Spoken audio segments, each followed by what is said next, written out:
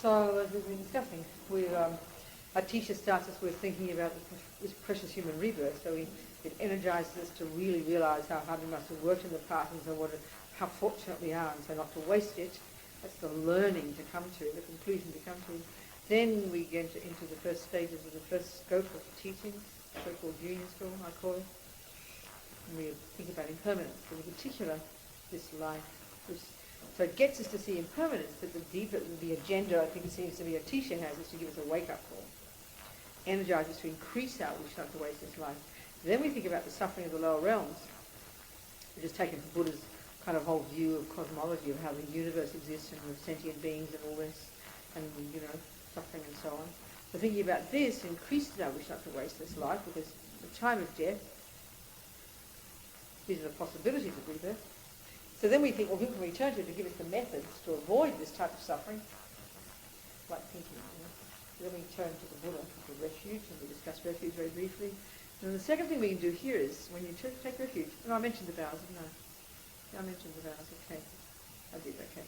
Good. Okay, so then I think, I didn't finish the vows. All right, so then we've got, at the time of taking refuge, when one does it formally, there's often the opportunity to take these lay vows as well. This is a more intense commitment, but it's there. So then, because there's something about vows, actually, I'll explain. For the Buddha, they're really a big deal. It's taught, all the lamas, all the teachers would say how powerful vows are, and it's coming from the Buddha himself. His emphasis on the power of vows, and I think, again, if we look at it carefully, psychologically, we can see it makes sense. We can see the logic of it. So, for example, okay, let's just use some examples. You know how we've been talking about karma, for example, the fully ripened. In order for an action we do, let's say, of killing, not to bring a fully ripened result, the first thing that has to be there is the intention not to kill. The intention to kill. That's the first thing. If there's no intention, because it's synonymous with karma, the word karma really refers to intention. It's not just some vague notion. Karma, quite specifically, we use the word very colloquially. It really refers to the mental state of intention. I will do that.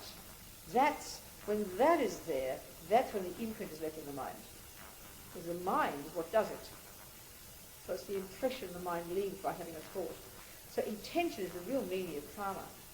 Then, of course, you have to have the animal there. You do the action, the animal dies. It's a complete action of killing. So the karma of killing is when the intention is there, and that leaves the impression in the mind. And then if you leave it there, it keeps growing. It's just naturally energy expands, and it keeps growing and growing, and will eventually ripen as many, many, many seeds. It'll bring many fruits of suffering lives, as well as all the other tendencies and experiences and so on. Now, when it comes to purifying negative karma, as we're seeing, when we do the first step, we need to regret having killed. And then at the end, we make a decision not to kill. So again, there in general, the stronger you say, I will never kill, you can imagine the strength of that groove digging in your mind and how it's the exact opposite, isn't it, of killing. So you can see how karma is psychological and how purifying is psychological. It's all done by the mind. It's not a separate thing, it's done by the mind. So now, that's one point. The other point is this. Here we are trying to be good people and not harm. So we're trying to not kill, not lie, not steal, etc., etc. So every time you don't kill, every time you make a decision, I will not kill. Like in the day, you see an ant, oh, I better not kill it. You right there sow a virtuous seed of non-killing, because it's a virtue. It's a virtue. I won't kill. You see it, you don't want to kill it. You sow a virtuous seed. But, so here we are sitting in this room. And so, okay, that's the next point. In order to just get a decent human life, we need to accumulate bucket loads of morality karmic seeds. First and foremost, these seemingly passive morality karmic seeds of non-killing, non-lying, non-stealing, non-this, non-that. It seems merely not doing something is neither here nor there, but it demands an intention. So, okay, it's the intention not to kill where the karma is created, not the mere not killing. So here we are in this room. We're not killing right now, probably. Not killing ants, or no ants here, no dogs. But because there is no intention not to kill, we're not creating any karma. And we need to create virtuous karma of non-killing. We need active, proactive, not intentional, non-killing karmic seeds. So if you never, so this is what, so they're the pieces. So then, as Lama Zopa said one time, you could have one person who had, let's say, no vow not to kill. This is now pointing out the power and the necessity of vows to create lots of virtuous karma, the necessity for it. So he said, you can have a person who is saying do lots of practice, but doesn't have a vow not to kill. The basic level, individual liberation, pratimoksha vow. They don't have a vow not to kill. Lots of practice, but doesn't have that vow. And the proactive non-killing, intentional non-killing, and the building up of those seeds is the accumulation of morality. Then he said you can have one person who maybe isn't doing much other practice, but has a vow not to kill and keeps it. And he said because of the power of vows, the second person creates infinite more virtuous karmic imprints in the mind than the person without the vow. So what I'm getting to is the power of vows. The necessity in the mind to accumulate lots of positive, intentional, virtuous seeds from not killing, not stealing, not this, not that. Intentional. But as I said, throughout the day, you don't have an opportunity to not steal, and you don't ever create the karma of not stealing. It's only when you intend not to steal that you create the virtuous karma of non-stealing. It's only when you intend not to kill that you create the virtuous karma of not killing. So, whereas, Rinpoche says, having a vow not to kill, and this is straight from Buddha, even if it's a big deal into vows, you take a vow seriously, you make a decision, I will never kill. You kneel in front of a person, you say 3 times, you repeat to a person who represents the Buddha for you, and then you kind of plug into this power source of all these millions of people over the centuries who've been doing this, just like this little kind of package called vows, taking vows. Then the way Buddha says it is that the power of vowing never to kill, and then of course you reiterate it every day so it strengthens and digs the groove deeper in your mind, that every second you're keeping that vow, whether you're thinking it or not, when you're asleep, when you're walking down the street, having your breakfast, every second you're keeping that vow. Because of the power of vows, you're ticking over virtuous karma. So it's a technical point. Of course, one has, like all these things, one has to think about it. Not just blindly believe it as a religious idea.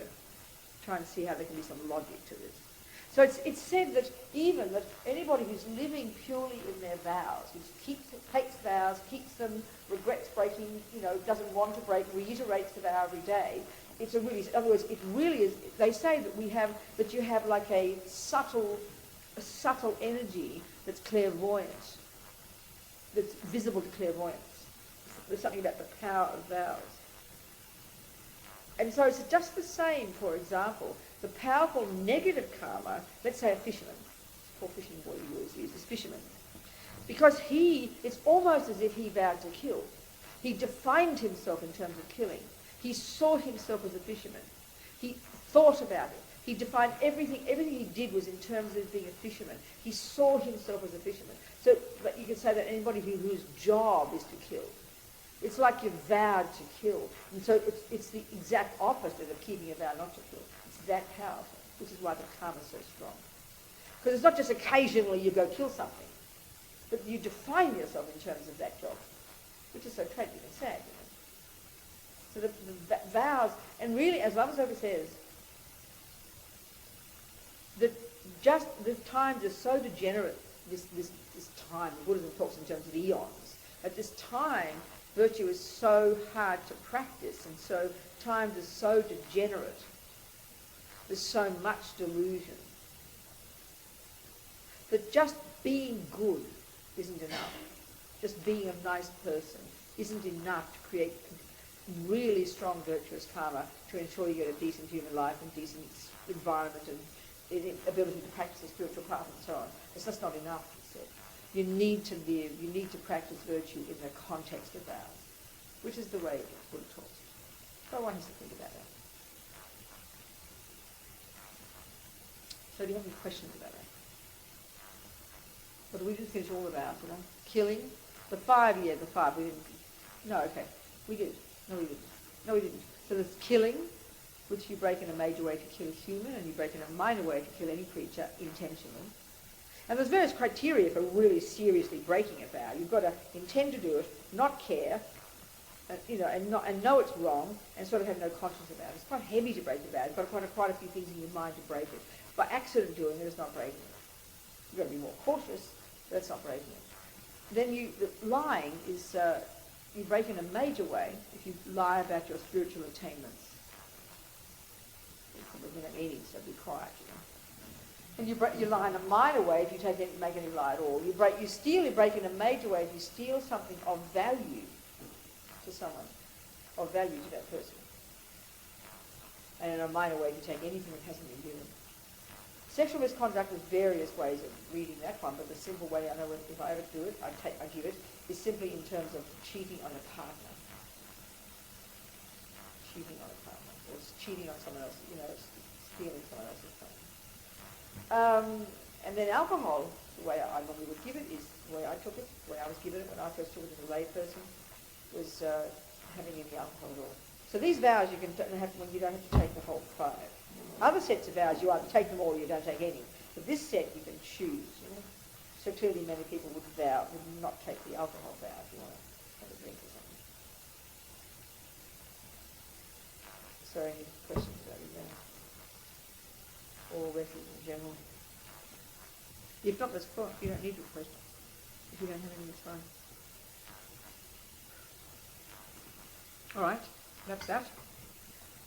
So then we move on, and now, in terms of the language, the packaging, Atisha's leading us to the point now, which is the culmination of junior school, which comes after refuge, is now you start to take the medicine that Buddha gives, which is abide by the laws of karma. This is the end of junior school, and this is the point. Everything is leading to this. This is where you actually begin to practice. When you take the law of karma as your basis for interpreting the world, the negative action, which is one motivated by a delusion, will sow a seed that will ripen as your future suffering, and the virtuous action, which is one motivated by a virtue, which will ripen as your happiness. You attempt minimally at this point, no drama about karma at this point, it's pretty minimal, fundamental, don't harm others. So you're going to abide by the 10 non-virtues, or then you can strengthen that, as I said, by taking these 5 lay vows. And that's what abiding by the laws of karma means. It basically means don't harm sentient beings. And that's it. That's it for karma at that point. There's all sorts of ways they're described. This is the continued as you keep practicing. So this is the first main level of practice. And this is the point of this level of practice, the level of so-called junior school, this first scope, is that the consequence of this is that when you die, you can guarantee you get another decent life. You're cool. At the very least, that. It's the first way of really making the most of this precious human rebirth. You don't waste it by at least you practice morality. Or minimally, you practice the morality of refraining from immorality. There's no discussion about helping others yet. In terms of the stages of practice, that's bodhicitta. That's the compassion stage. Of course, one does all of these things all at once. But we're looking in terms of, okay, what I mean by this. In one day, right now, we might stop killing. We might not kill 1 minute. We might be generous to somebody the next minute. We might say a mantra. We might look into our mind. That's all the stages of practice. The one of refraining from killing is junior school. The one of looking at your mind and stopping the attachment is high school. The one of being generous to others is compassion, is the university. And the one of saying a mantra is from postgraduate. So we do all of these different stages according to our own stage, of course. But it's so important if you have the whole package to know what each practice belongs to, where it is in the course. Are you understanding my point, people? Okay, good. It's important to know. So at this point, in terms of the practice, the abiding by the laws of karma refers to refraining from harming others. That's it. But as we progress, of course, we continue this one. We add, and then we go to high school and add more to it. But the minimum understanding is how negative actions ripen as suffering, how positive actions ripen as happiness, and blah blah blah. And how if there's the fundamentals of karma. If the experience ripens, then you must have sowed the seed. If the delusion is in the mind, then you must have done it before.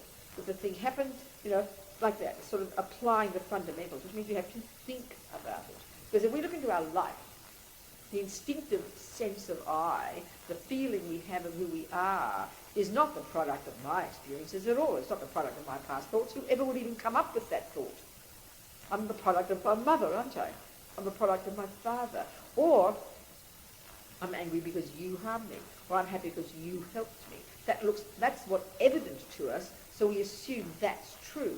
So that's the philosophy we're applying in normal daily life to interpret our life. And so, of course, we follow that philosophy. And all Buddha says is that's the samsaric philosophy. And he would suggest it's an incorrect philosophy. It'll lead you to suffering. So here, being a Buddhist, we're attempting to apply his philosophy. But of course, it means you have to know it. It's not enough just to say, oh, it's karma. It's like saying, oh, it's botany.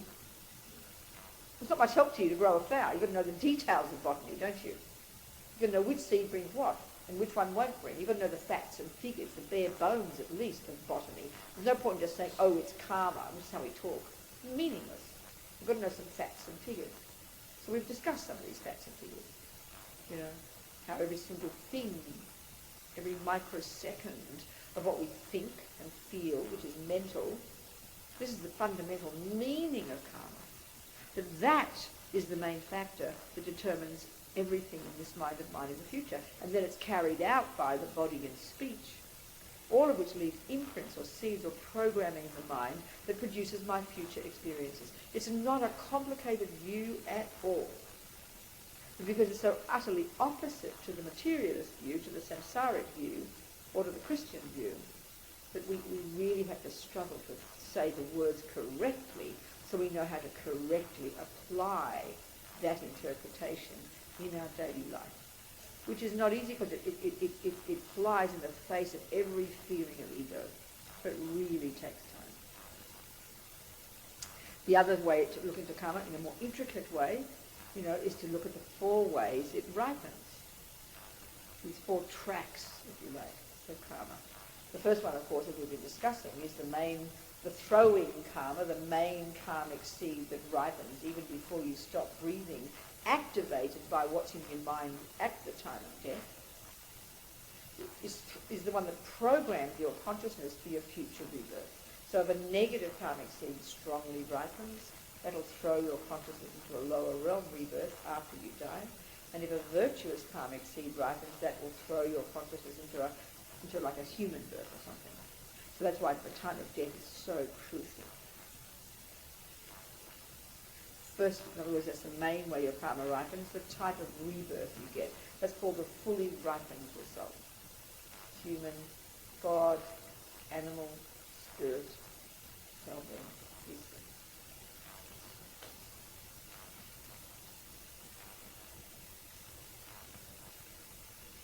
I didn't finish talking about the lower realms. I just mentioned the animal one first. We've mentioned spirits and hells. Let's just briefly talk about that. Hop back to the previous bit. So, the 3 lower realms. First, the prevalence of ignorance would be an animal birth. And the prevalent energy there is profound, deep ignorance, meaning this maripa, meaning this ego grasping. This deeply instinctive grasping at this inherent sense of me that brings incredible attachment, incredible aggression and fear and all the other neuroses depending on the animal. You can see this. The predominance is fear. Then you've got the spirits whose minds really are conjoined with air, is the way to say it, which is why they're not usually evident to one's eyes. There's trillions of all kinds of spirits. And in general, broadly, you could say that it's a predominance of incredible attachment, incredible grasping, incredible attachment. So a lot of the spirits have a karmic connection with animals and humans. They can possess humans and animals, and they can harm. They very much, because of their intense attachment, they can cause incredible distress. The people who hear voices, a common thing is they're possessed by spirits, some karma between them. Animals who go crazy. I mean, we had this crazy red setter. She just went around in circles all day. As kids, we'd crazy. Well, the Buddhist view would suggest that she was possessed by a spirit. Baby, do you know this cot death thing? They call it sudden infant death syndrome in the States, or whether they call it that here too, I don't know. Yeah, SIDS. That commonly could be, because babies and animals are very vulnerable. And then you see spirits are just other sentient beings like humans. They've got bodies made of air. And one of their tricks is, like I mentioned the nun with the thermos. I didn't know. Some of you were here. I'll mention for those who weren't here. Like this one story, this Geshe Lama Contra, this amazing holy lama, he bogged around doing for a while, and finished it. The person took it back later. He was this extraordinary yogi who lived in the mountains for years and years. Up in left Tibet soon after 59, went straight to the mountains and lived in these caves where Milarepa had lived. An amazing being. Lama Zopa said he lived in Vajrasattva, he was pure man, highly evolved being. You know, lived up there naked with no clothes, no food, no sleep, didn't need any of these things, and had great realizations, which included, of course, clairvoyance, and which, of course, included being able to control the weather and do all kinds of, magical things, so-called. So one of the, a lot of these, anyway, in the village, the nunnery was taken care of. The nuns were very distressed, come up to the cave where he was and said, Annie Tenzin's gone crazy, So he went there, and there's Annie Tenzin in the bed, this very deep voice, kind of intense and crazy. And the assumption is that she's possessed by a spirit, a mind, a being who died, who is now born as a spirit, and they're driven by attachment. This kind of, I don't know, have you ever been very, very, very dementedly, crazily attached, obsessed with something? I remember the times of being in love, when you would have killed. Do you understand what I'm saying? Really, like, insanely obsessed to get near that person or get that person or get that thing. Are you recognizing what I'm saying? I mean, when it's multiplied a trillion times, spirits are run by just that. And because their body is not physical, it's just driven by air, their mind is pervaded by this intense grasping, this intense attachment, like junkies a million times, like a total nightmarish mental state. It's like being in a dream, because driven here and there by their attachment. Driven, so distressing. And these ones have got karma with humans because they've got karma, they've got a connection to certain things they're attached to. This particular, spirit, Genmai comes, gets on the control, and you say to the person, who's the nun in this case, who's possessed, you're talking to the spirit, what do you want?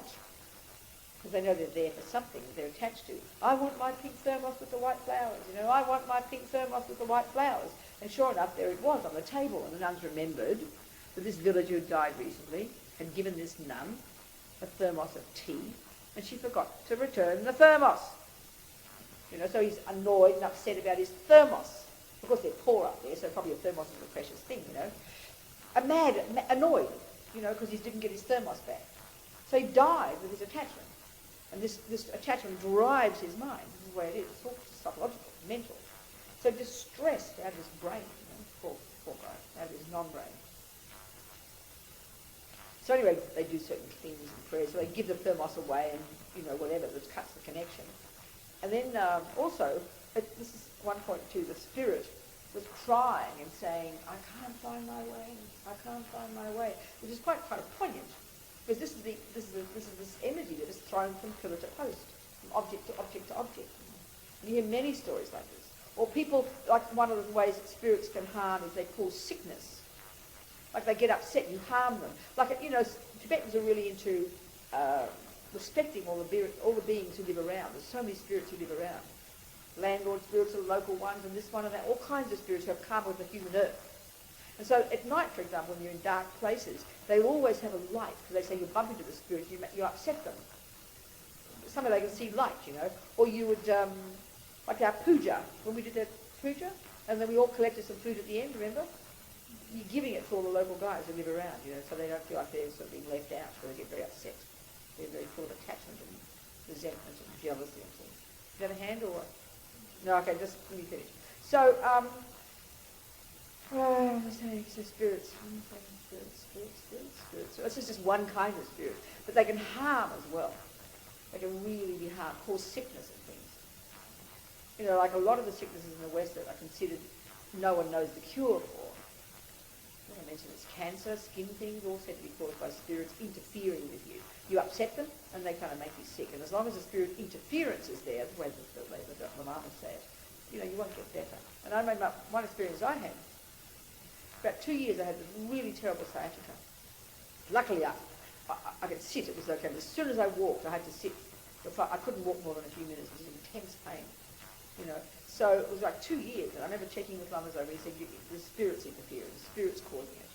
So my sister is a chiropractor, very simple, fix a couple of treatments or a couple of acupuncture treatments. Normally it would fix it.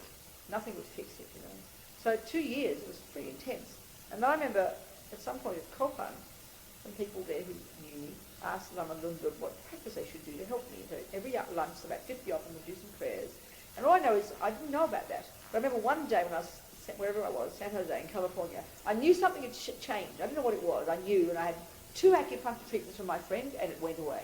And it seems like they've done these prayers. And so maybe just, that's what they say, when the spirits go away, then you can get better. Things like this they talk. Just how they talk. I have no idea. I'm just telling you. So spirits, and this is just one kind. There's trillions of others who have nothing to do with humans or animals. Because, and the thing is, it's karmic connection. You might have a karmic connection with some mean rapist, or an ugly husband will beat you, or indeed an ice person. Well, you also have got karma with beings who are spirits as well. So in this business, there's another story about Geshe Lama Kontrol. At one time in Koban Monastery, one of these courses, these labyrinth courses that were doing Lamas overdose. One of the girls there, one of the women, an American, I think, and she suddenly went crazy. And Geshe Lama Kontrol hears about it. She's possessed, he said, whatever. He said to the clairvoyant.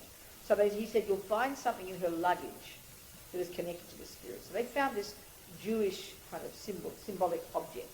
And she said that she was Jewish and that her father had bought this in an antique store and given it. So I always have second thoughts about antique stores now, You're going to bring, the person who's attached to it who's died, he wants his thing. Or maybe he's annoyed with her because she's a Buddhist now or something. I mean, who knows? This is how spirits are, right? So she's completely freaking out. And so what's very funny, you hear a lot of this, the way the Lamas sometimes get rid of the spirit, like the way Geshe Lama Kontrol used for this other spirit, because he knew who it was, and the spirit knew him, so it worked very nicely. But many of these spirits, there's no karmic connection. So when I've seen the Lamas do this, with their clairvoyance, they can see the spirit there. And then what they do is they throw the object away, which cuts the connection. So he said, you throw this as far away as possible, and then you shout and yell. I've seen them. And they beat the person. There's this poor girl being beaten by this mad Tibetan Lama, shouting at her in Tibetan. He's actually talking to the spirit. We know all about you now. Nothing can keep you here. You go now, This one friend I knew in Tibet, in Kathmandu, was Tibetan, who, I don't know, I'm not clairvoyant, I can't tell, but by the way she behaved and based on what I'd learned and seen, you could tell she was completely crazy, and hearing voices, possessed by a spirit, let's say. So she was in London visiting a friend. She doesn't know she's possessed. And the Lama there at the centre, she came back and she was shocked because he started shouting at me and beating me with a shoe. She didn't know why, And then, or another time, Lama Zopa always would use peaceful methods. And I remember hearing one story in Singapore. And the Asians often kind of relate, they know they're possessed, right? They understand this thing. So this Rinpoche spent hours and hours, because you've got to find out what the spirit wants. Or you use rough methods, or you cajole them, to leave, please, to kindly go. So this woman, Rinpoche spent hours trying to cajole the spirit to kindly leave, always peaceful. And eventually, by offering a cup of tea was enough for the spirit to have a cup of tea, and then he decided he'd go. He left her. It's very fun. It's interesting, isn't it? You've got to agree. And also there's certain mantras work, depending on how strong the connection is. I remember one time in Newcastle, one guy came up with his mum, and he just said that one day, overnight, he started hearing all these voices. Of course, they completely think he's insane, doing all these drugs. And sometimes it can be the person's own mind. It can be that. But in this case, he said it was several voices, and they were always abusive, monstrous, hideous to him, never leaving you in peace day and night. And it was really, if I took the view of spirit, it made complete sense. So I gave him this particular mantra, the one I knew, that I'd been told. And he said it, and the next day he emailed that the voices had stopped.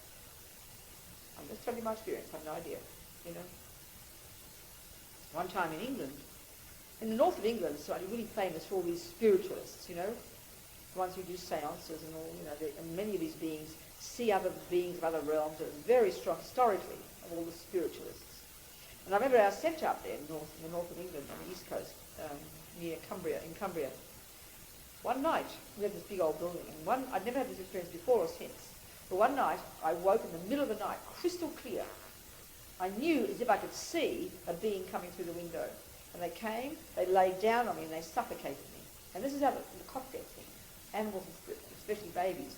But somehow there I was, this being came. And this is what happened. People just die with no reason. But it suffocated me. And I remember not having any fear, but I just started saying, "Oh, money, put me home." And then it left and went through the doorway, through the door, the physical door, It was a crystal clear experience. Never had it before. So, spirits. Yeah. Okay. No, there's 5 vows of no kill. I suppose we can deduce from it non-violence. You've got a vow not to kill, but you go and bash people. I kind of doubt it. No, there isn't one. They don't talk that way. But we can deduce that, can't we? Like even in the 10 non-virtues, don't kill. The 3 of the body are don't kill, don't take things, no sexual misconduct. We can see many variations there. Clearly they're bashing up and they're torturing. No torturing. Yeah. You mentioned earlier, if the Lama was to clear away spirits from a listening person or an animal, you don't know where they're chewing them to. Oh, probably they do. I don't know, darling. Probably they do, yes. I have no idea. And how actually, like, to what? To get a decent reverb. Yeah, in the case of the one he knew, he had connection with this villager. He helped him. He did prayers and things, and the villager left, and then he probably took a decent human reverb. But many of them, they probably don't have much power over them. They've got much connection with. Yeah. Mention what? Spirits can bump into you, yeah. You don't see them. Like at night.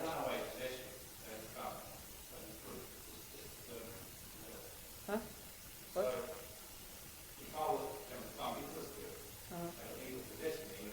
They might not possess you, just get upset and they might make you sick or hurt you. Yeah. That's what they say. That's what they say. Yeah.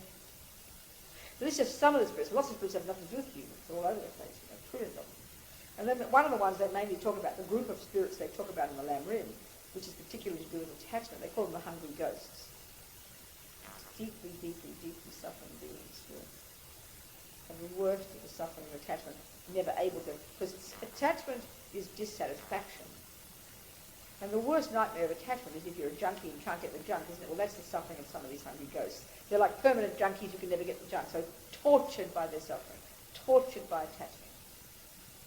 All these graphic stories about them, tortured by their attachment. There are all kinds of spirits who are very powerful, who seem like holy beings, but actually powerful, harmful, like demons, They're all in the spirit realm. Who cause terrible weather things, can destroy many people, very, very harmful. Demons, all these black magic type beings, They're all spirits. And you can see in all cultures so many similar stories. Exactly, very much the same. The difference is the Catholics say it's all the devil, whereas the Buddhists would just say it's spirits. Yeah, exactly. There's a friend of mine, and there's all kinds of spirits. There's sort of like crossovers vaguely between spirits and animals, all kinds. And there's a certain kind called nagas that are sort of vaguely animal type, often manifest as snakes. And they've got some connection with the Dharma. It's a whole mixture. And they're spirits, though. And there's a friend of mine who's permanently possessed by about 3 of them. She said they live around there. And sometimes they come out and she kind of writhes like a snake, She just lived with them for years and years and years. She's a Buddhist. Very interesting to see. All kinds of things like this. Huh? Yeah. I had an experience a while ago Uh-huh. where I woke up Uh-huh. and felt that's the spirit. Exactly. What you do. What did you do? What I did was I wrote the first time it happened, I wrote out all the pieces. Okay. What was that? Okay, good. The next time it happened, Yeah. I was aware of what was happening. And did you do anything to counteract? Did you say any prayers or say a mantra? There was no comfort. Then it came. I see, okay. Well, next time it happens, you need to have an antidote, which is a mantra or a prayer. So the next time it happened, I was aware straight away. And then? And I just said, no. Okay, and then what happened? And then?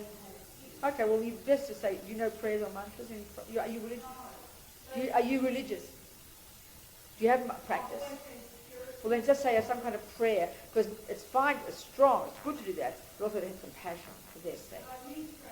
Okay, that's good. Well, that's important.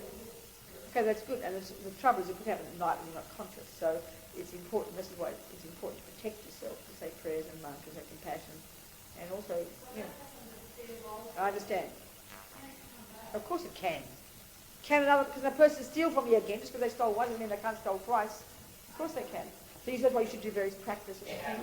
Maybe you can do certain practices. What we do is normally consult a lama, and then they give you certain practices to do. So if you want to do that, you should either come and see me or get my email and we can discuss it. Yes? No, nothing to do with that. Nothing to do with that. It's karma with being. Nothing to do with that. It's just karma with being. We've got karma with sentient beings. You know, good people get raped, bad people get raped. Good people get harmed by spirits, bad people. It's just karma with sentient beings. Are you seeing what I'm saying? So someone has an attachment to me. Not necessarily attachment. This is some karma you've got with them. And they're trying to harm you. And maybe how many lives? Huh? They're all suffering. Terribly suffering. But it wouldn't be a spirit. They're a holy being. Yeah. I mean, you don't have to have... But holy beings don't need to be disembodied. Holy beings also in human form.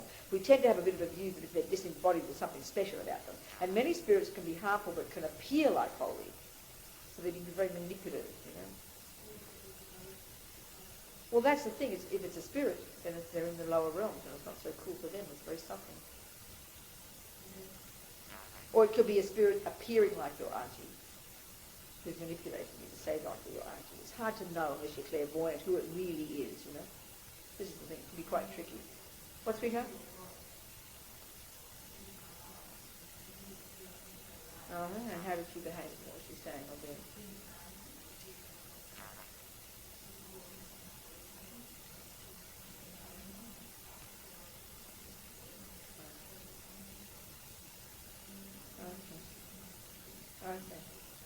Okay, well that would indicate she's been born as a spirit, which is not fun for her. That's what spirits would do. When there's a connection, the one's yours or the one of me or yours with your mummy, that could be, or like if you go to that house and they're haunted by a ghost and it looked like that 18th century lady, because that's what you seem to see, the form. Somehow they carry that energy around even though they're not that person anymore. But your mummy obviously with her attachment to you. You know, the Buddhists would say prayers for those kind of things. Yeah. There you go. Yeah. Someone died, right? What, honey? Someone who died. Somebody you knew died, yes? Yeah. Yeah. And a few days later, I saw him in my dream. Yes. And it was just a real dream. I was Yes. stretching myself in the dream. Yes. He just wanted to hug. He was very smiling, happy with the Yes. white light. Yes. In my How long after he died? 2 days. Well, he could have still been kind of hanging around waiting for a rebirth. Does that mean he doesn't look happy? I don't know, it could be. It's possible, yeah, it's hard to know. I don't know these things, I don't know. I'm going to say what they say happens and I'm trying to extrapolate, you know. Okay, that's the spirits. You don't want to be one of them, really. It's not helpful to be one of them. And then the lowest end, the worst suburb, like I said, that's called hell. And that's hilarious. I mean, it's not hilarious. But the way the descriptions are hilarious. They're like monstrous comic books. But the point is, the only way I can talk about hell, the only way I can get my head around it, to understand how psychologically these states can be, animals we can see, spirits I can't see except at one time, and then hell is the same, you can't see. So the only way I can try to understand it, which for me I find quite helpful, the possibility of it is, if we take this idea, the Buddhist view, that everything, the matter is the world is made of the four elements and then minds. And minds are conjoined with the four elements. You know, when we talked about the death process, we're made up of the four elements, and death is this gradual deconstruction of the senses and the elements. And then when you get to the very subtle consciousness, the subtlest level, your consciousness is conjoined inextricably with this very subtle wind energy, which is the basis of the four elements and the building blocks. So the very subtle consciousness and very subtle wind energy, that is like one entity. And we're all like this. Mind is inextricably linked with the four elements. So then you've got the world is made of the four elements. So the way I can say it, which makes sense for my mind, is that, and I said it before, that we could say that if there are, the other point is, there's not an atom of space you won't find sentient beings. So it seems to me that you could say that wherever there are the four elements, that is a conducive environment for minds to be conjoined with it. Are you seeing what I'm saying? Are you hearing my point? Can you hear that point? Does it sound too abstract? Sounds abstract. Can you hear it? You can't. The world is made of the world was matter, isn't it? Would you agree there's elements, the four elements, and there's air, isn't there? And there's fire, and there's water, and there's earth. Would you agree with that? And it's the way they use this model for the construction of the universe. Then minds are conjoined with these four elements, even if you just hear that intellectually. So minds, okay, if you've got a human body and you've got a sick human body, that is the result. As Lama Zopa says, in the Kala Chakra Tantras, they have these detailed descriptions of the intimate relationship between internal and external energies, which is the physical of the body and the mind, and including the outside. So, negativity in the mind, delusions, pollutes those wind energies of yours. And then that eventually manifests in a birth as sickness, created by your own deluded mind. And then even in turn, the environmental karma, you're born in a place where the elements are all messed up and you have, war zones. And do you understand what I'm saying? There's this relationship. Minds cause the elements to be a certain way. And due to karma, your mind runs to certain elements. So attachment is naturally related to a certain kind of wind energy. Or spirit is a being whose mind is conjoined with wind energy and driven by this nightmarish attachment. Do you understand what I'm saying? An animal, look at the thickness and heaviness of the animal's body. Do you understand? The fur, the claws, the heaviness of it, isn't it? And the mind that fits that, this deeply ignorant mind. You with me? So we can imagine then a hell being, and they talk about it in terms of fire, don't they? And what is fire related to? Rage and anger, isn't it?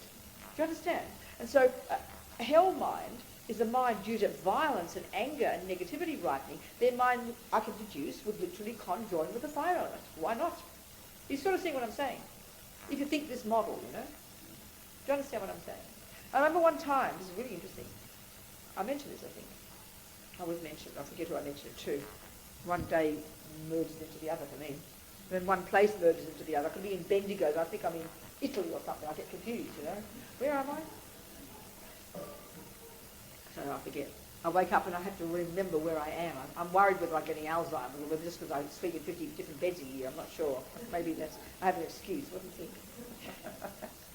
Okay, so Lama Zopa, I think I mentioned this here. He had this glass of chamomile tea, and he called in my friend Jane, and he said, there is a hell being in there. And Jane cracks a joke, of course. Oh, Rinpoche, it's just the chamomile, And he, scoffs, and they proceed to do prayers for this hell being. Well, based on this, what I'm talking, the four elements. Chamomile hot tea is the fire element. It's the karma of a being, and their mind literally, you run to. You understand? All I can do is say that. And for me, that's the best I can do about hell realms. Conjoin. So, okay, there's another story. One, Geshe Lama in San Francisco, where I lived for years, Geshe Dagpa. He's very traditional Tibetan, and he tells these long, what they're like now, long, rambling stories, So this long, rambling story was about this yogi, great yogi, clairvoyant, in India, his mother died, and he could see with his clairvoyance that his mother had got reborn,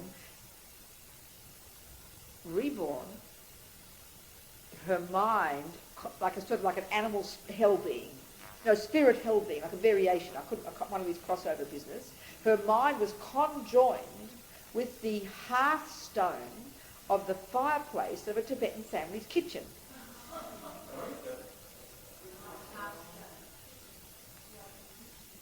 The stone, they have fires, and then the hearth where when it gets hot. So in the night time, when they had the fire on, it's just like she's in a hell. And her mind is conjoined. So when you think of all the elements and there's not an atom of space, you won't find sentient beings. Do you see what I'm saying? So this mind conjoined.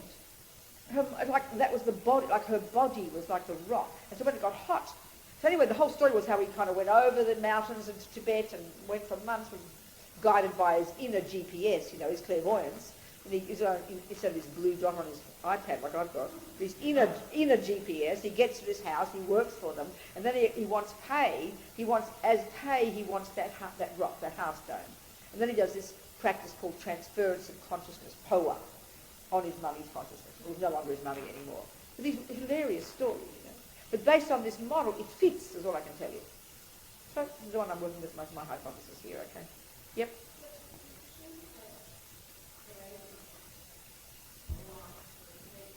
To that rebirth, yes. He can't, he just helps her, he's skillful. It's like I've created the course to get sick, but you're a skillful doctor, you can help me get better, can't you? It's your job, because you're trained. Same with him.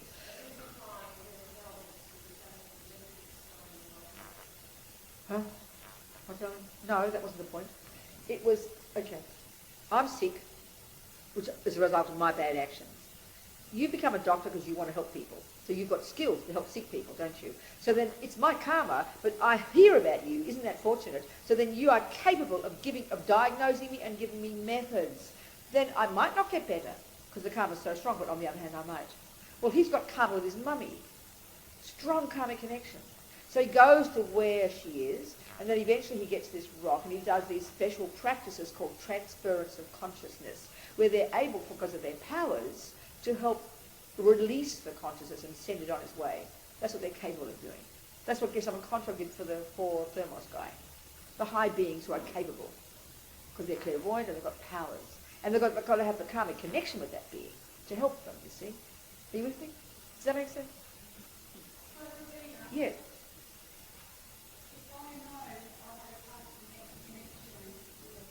Unless it's one, there are countless, but they're not harming you right now. Yes, you should do, well, you do prayers for this person and help them. That's the point. That's what you do. That's what I said to you. If you want to check up, you get a lama to check. No, for them and you, but them, of course. Also for them to leave you alone, please. That's the point. Also that. Like this friend of mine who's got these 3 beings here, it's really important for her. She understands this. Because this is what's interesting too. Many of the lamas, like high lamas, Kurti Center Rinpoche, Lama Zopan, she went to one of the centres there, and they spent hours doing practices to try and help release these beings from her. Nothing would make them go. You could say because the karma between them and her is so intense. So she just lives with them. But she has to have compassion for them and not have fear and aversion to them. They don't harm her most of the time. They pop out every now and again. They come out and she writhes like a snake. Very funny. It's not funny, but it's funny, And the husband's used to it. That's right. It's amazing. And I was there one time when it happened, But when sitting. But often when the lamas are around, because these nagas, these particular kind of being, really like the Dharma. So she said when she was at the centre, she's out of her brain. She's writhing like a snake, screaming like a banshee, throwing off her clothes. Complete insane person. And this one time at the centre, all these workmen were there. Can you imagine? This crazy lady. But this is the trouble in the world. People who do this, what do? Put them in, lock them in chains and stick them to an insane asylum. I remember one old lama, Song Rinpoche, being taken to an insane asylum, whatever you call it now, in Spain. And he said, most of them are possessed by spirits. But can you imagine? Nightmare. It can just be the mind. But it's often spirit, and they just give all these drugs. And you just live in there like in this insane asylum every day in your mind, Can you imagine? It's torture. It's just like, can you imagine? Ooh.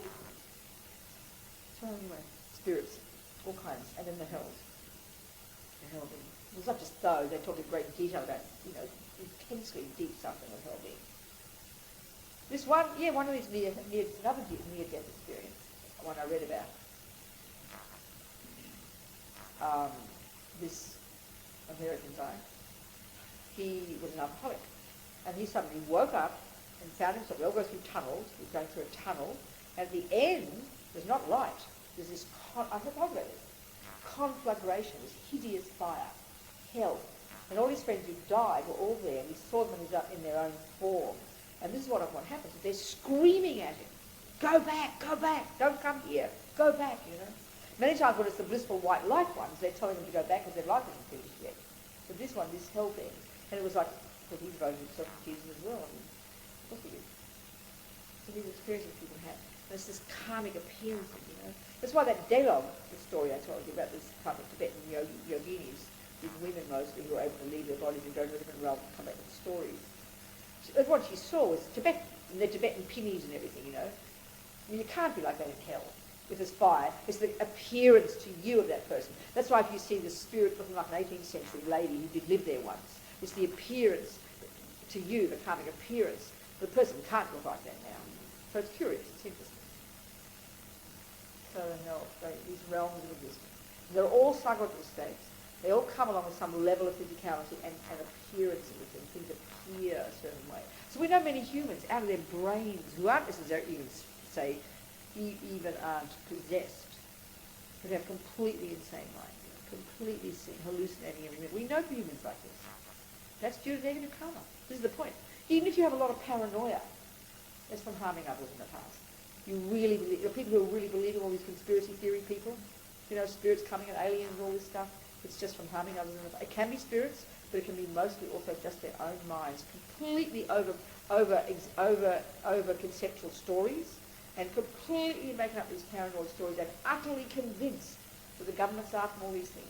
It's from past harming of others so strongly, the imprints are rising and your experiences of paranoia and being harmed. Totally hallucinating. This is where we can see that these are these extreme delusions. You know yourself when you're really hurt by somebody, or really mad at somebody, or you imagine all the things they're doing. We can see how we lie, we exaggerate. We'll just multiply that 1,000 times when you have these paranoid people. You understand what I'm saying? We can see that the tendency of delusions is there. When you're really jealous, it looks like a nightmare, doesn't it, your life? You imagine what he's doing and what he's saying, and it's like you want to go to, it's like going to hell with suffering and jealousy.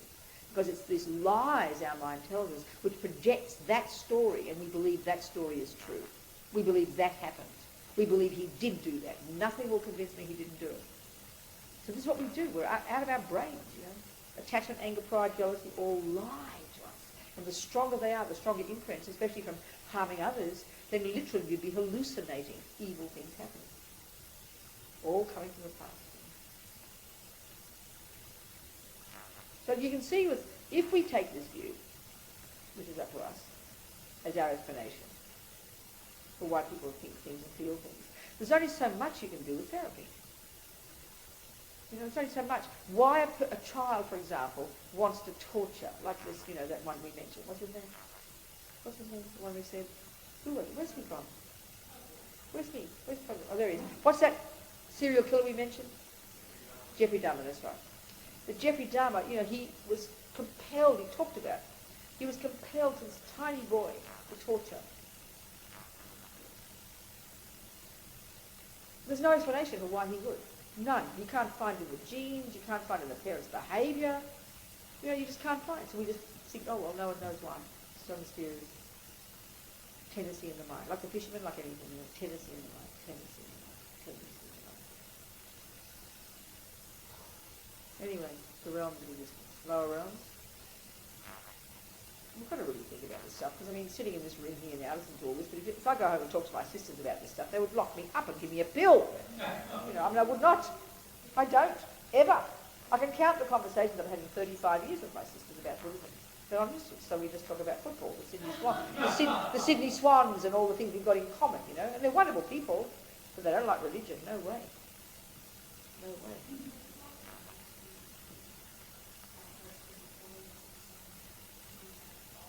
Yes. 11 or something, very small. No, that's right, it's true too, isn't it? It's true, because they've been released, that's right. Yes, that's right. Shocking. No.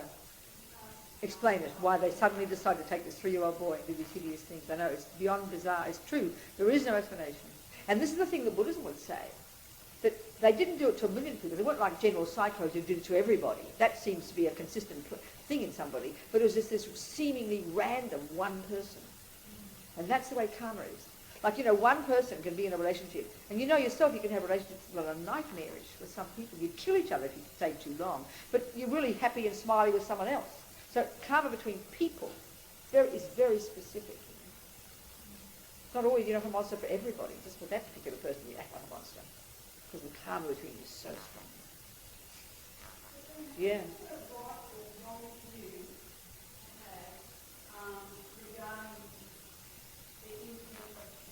What do you mean, sweetheart? For me, I know I have this instinct of killing. So what do you mean by that? Just in a simple way.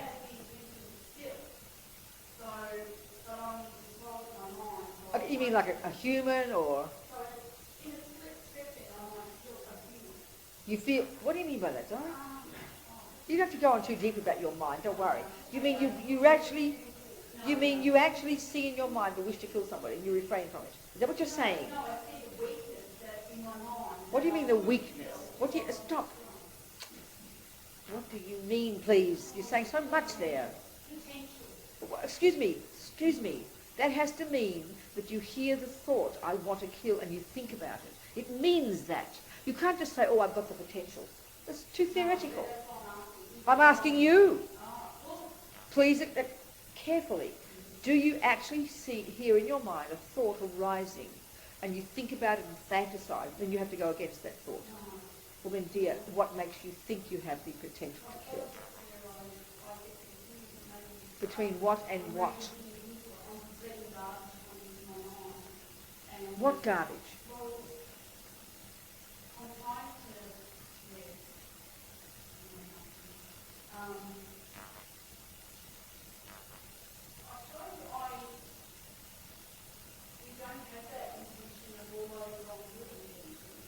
What, darling? Just keep it there, just let it be. Okay. The point is this: are you like most of us attached to food? You think about it when it's not there. You fantasize about it. You'd like to have it. You imagine making it. You think to go buy it. You're not attached to food. You never think of food. But not in between. What a most unusual person. Maybe she's not. Well, okay.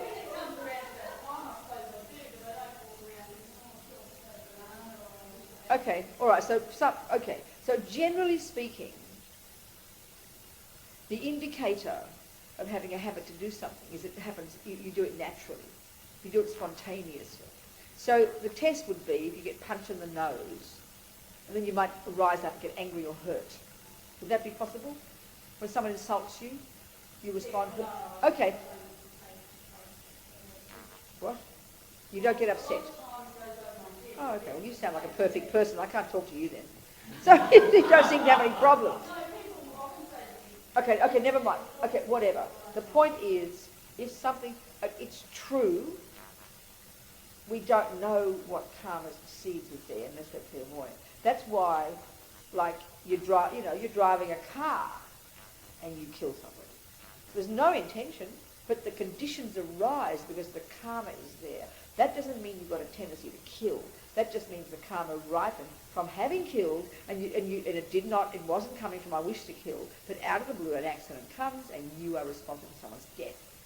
This is not, you can say there's a karmic imprint, of course there is, and that's possible with any one of us. The best people kill people in car accidents. So you can't guarantee that's not there. That's why we have to purify. Another one would be if there's a tendency to kill, like the fisherman or the torturer, or people who go to war, or snipers. There's evidence they've got a tendency to kill. It's clear. Or you kill the mozzies. Have you ever killed any creatures in your life? Okay, you have a tendency to kill them. Yes. What kind of creatures?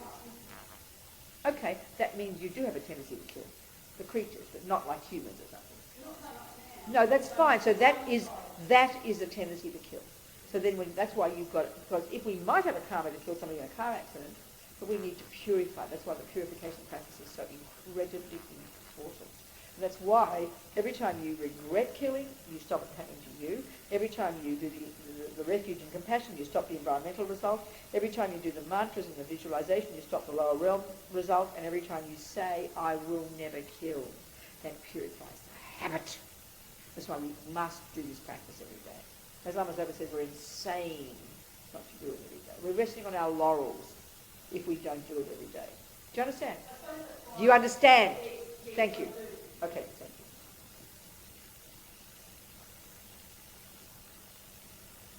So that's refuge and refuge, and we did karma and practice and abide by the laws of karma. And then, as I said, if you just go that far, you graduate from high school, you're done, you won't get a lower realm rebirth, you're cool. But you can go further. You can go to high school. And now you go to high school, the middle scope, where you get to the root of the problems. You get to the root cause of all this nonsense. And you can learn to cut that. That's the delusions in the mind, which we have talked about a lot. That's the root cause of suffering. So simple for the Buddha. The root cause. The gross cause, the immediate cause, is harming somebody. So you stop that in the first stage. Then you get to the root, which is the motivation behind the harming. This is what we start to attack in the second scope of practice in high school. We learn to meditate, learn Buddhist psychology, learn the model of the mind, and then really start to become our own therapists. This is where you actually really become a Buddhist. Because Hindus abide by karma, supposedly, teach it.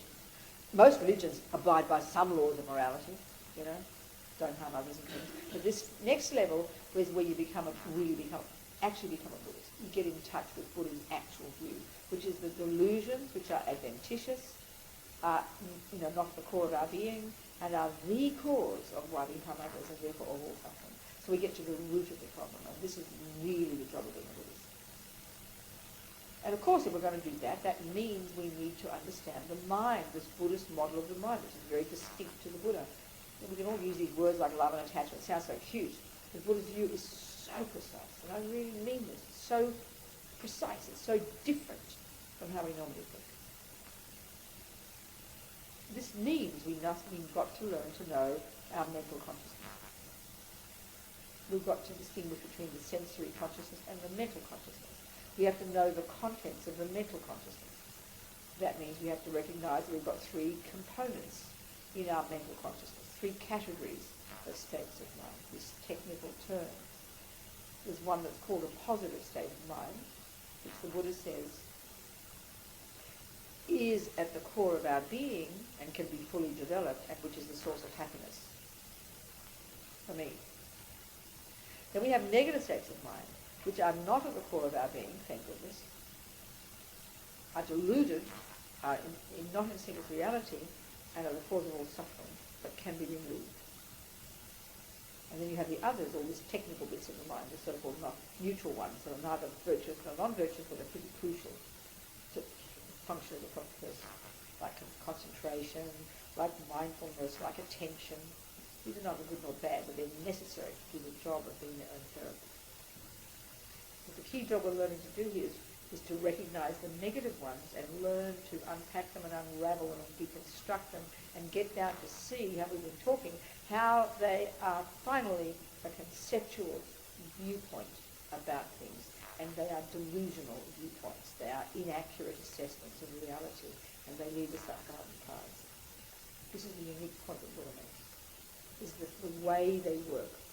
This is absolutely fundamental to being Buddhist. Not enough to say, oh yeah, I suffer because of attachment. Oh yeah, I suffer because I'm angry. If you don't know what attachment is and anger is, you can't change it. It's not possible. It's just not possible. You have to know what they are precisely and how they differ from compassion and love and all the rest. You have to be able to distinguish them precisely. First, theoretically, and then through being our own therapist. It just takes time. This is the second scope, the essence of it. Getting to the root of the problem, getting to the causes of suffering. The root cause of suffering, the delusion. We've talked about that enough. So these delusions, like I said, you've got this hierarchy. The root one, as we've been talking, is known as mahrikpa, unawareness, Or, in other words, simple English, ignorance. It's a general word, but here it's a specific ignorance. A specific ignorance. A state of mind that is completely ignorant of how things actually exist. That's its job.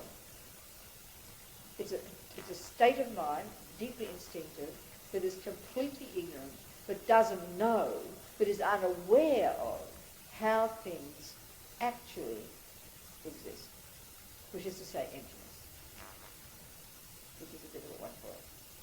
So this ignorance is like double trouble, though. It's a really important point. Let's say ordinary common garden ignorance. You say to me, "What's that?" And I'll go, "I don't know." That's called ignorance, isn't it? You understand? And that's easy to fix. Because my mind has a big hole in it, a blank, isn't there? And you say, "It's a cup, Robina." I go, "Oh, thanks a lot. Now I know what it is." It's simple to get wisdom, isn't it? Like that. But the ignorance we've got here is a problem. Not only does it cause us to completely not know how things really exist, but the tragedy is it's made up its own ridiculous story. And that story is the one we believe in, which is the opposite of truth. So it's sort of like, I totally believe this is a knife. What is it, Robina? It's a knife. So I've believed for all my life it's a knife, I see it as a knife, and I'm going to have a war with you to defend my right to think of it as a knife. That's going to be quite hard for me to change, isn't it? Do you understand? That's the way we are now. That's why we fight and scream and shout. Because if we were merely ignorant of emptiness, like if when you learn music, it's not, if you learn piano wrongly over many years, the longer you played it wrongly, the harder it will be to fix it, wouldn't it? Because you're so attached to you doing it wrong. And then someone who comes on who's good at music, there will be a real struggle to get rid of because you're so attached to the wrong way of doing it, to get you to be open enough to hear the right way. You with me? This is the ignorance we've got. And I remember that very vividly. This is why you've got to check up very carefully on teachers and Buddha and all the rest. I remember when I first started martial arts.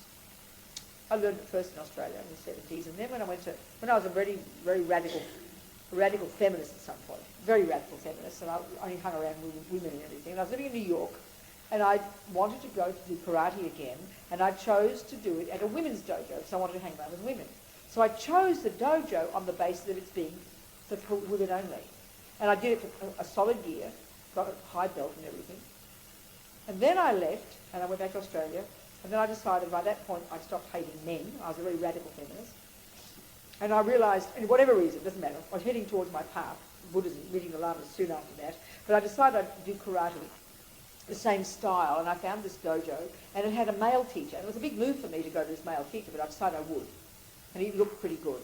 And then when I started I had like the third level belt, and I did a couple of classes, and after the second or third class, he put me back to the white belts. And I was devastated. I was really furious. I was so upset. My pride was really injured. Do you understand? Because I realised I'd learned one whole year of wrong karate because I didn't check properly. And I learned that. I was going to leave, and I realised I'd made the mistake. I'd chosen the wrong teacher. That was a big learning for me. Do you understand what I'm saying? So I had to unlearn the bad karate before I could begin to learn the right karate. And that's the ignorance Buddha said we've got now. It's not as if we just merely don't know emptiness, because you merely don't know music. It's quite quick to learn it, because you've got a big space there, and you're hungry to learn it. You'll learn it very quickly. And we're all pretty good at learning things. We're geniuses. But we've got this wrong view, which is the opposite to the right view. We not only don't know that things have no inherent nature, but we primordially grasp like vampires at things as having an inherent nature. We don't realise that things aren't the cause of our happiness. We totally believe they are. We don't realise that people aren't the cause of our suffering. We totally believe they are, etc., etc., etc. So we're really in like double trouble. And this is the problem with our ignorance and our delusions. We've got to unpack them first in order to give space to see the truth. And this is why we need purification. We've grown like eons of forests and weeds we have to pull out first. Then there's space to see truth. This is why the purification practices are said to be so powerful. To help our minds see reality. Anyway, the primordial root ignorance is the fundamental, underpins everything else, is assumed in everything we do in samsara. Then it gives rise to attachment to what that I wants. It's known, remember colloquially, the term used colloquially, which is very tasty for this ignorance, is ego grasping. So this primordial grasping of this separate sense of lonely, bereft, miserable, this, that, whatever it is, me-ness, that we build up furiously in this life, and then attachment to what it wants, desperately like a vampire, freaking out with anger when it doesn't get what it wants, and then arrogant about what I think I am and what I'm not thinking I am, low self-esteem, they're the flip side of each other. These delusions, I mean, there's a package, like I said, of 51 different mental factors, and there's a group of 6 root delusions and the 20 secondary delusions. There's all these different packages, but really it comes down to the few main ones for all of us in life. We're all variations of these. There's the root delusion, ego grasping, which sees and believes utterly that I am inherent, which brings all the fear and panic, and then it also produces this feeling of separateness from others. Then it gives rise to attachment, to get what the I wants. Attachment to be seen by others, attachment to hear nice things, attachment to whatever at every level. Then there's anger when attachment doesn't get what it wants, which can turn into, if it's internal, it turns into a depression or guilt. Let's look at that. Or anger, smashing out. Then there's arrogance, which over-exaggerates your special qualities. Or, flip side, low self-esteem, which under-exaggerates, which over-exaggerates your bad qualities.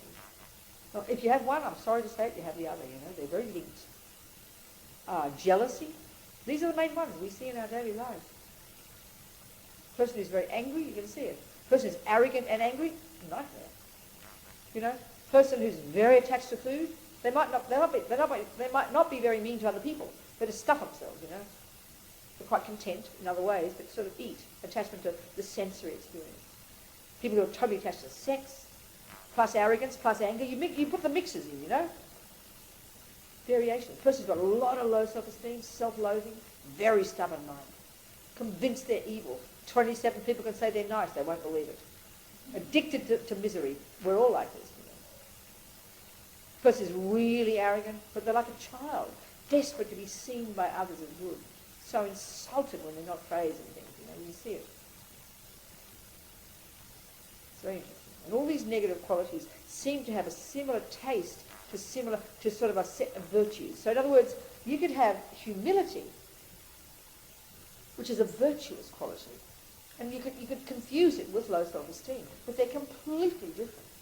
You could have real confidence in yourself, but you could confuse it thinking it's arrogance, but they're completely different.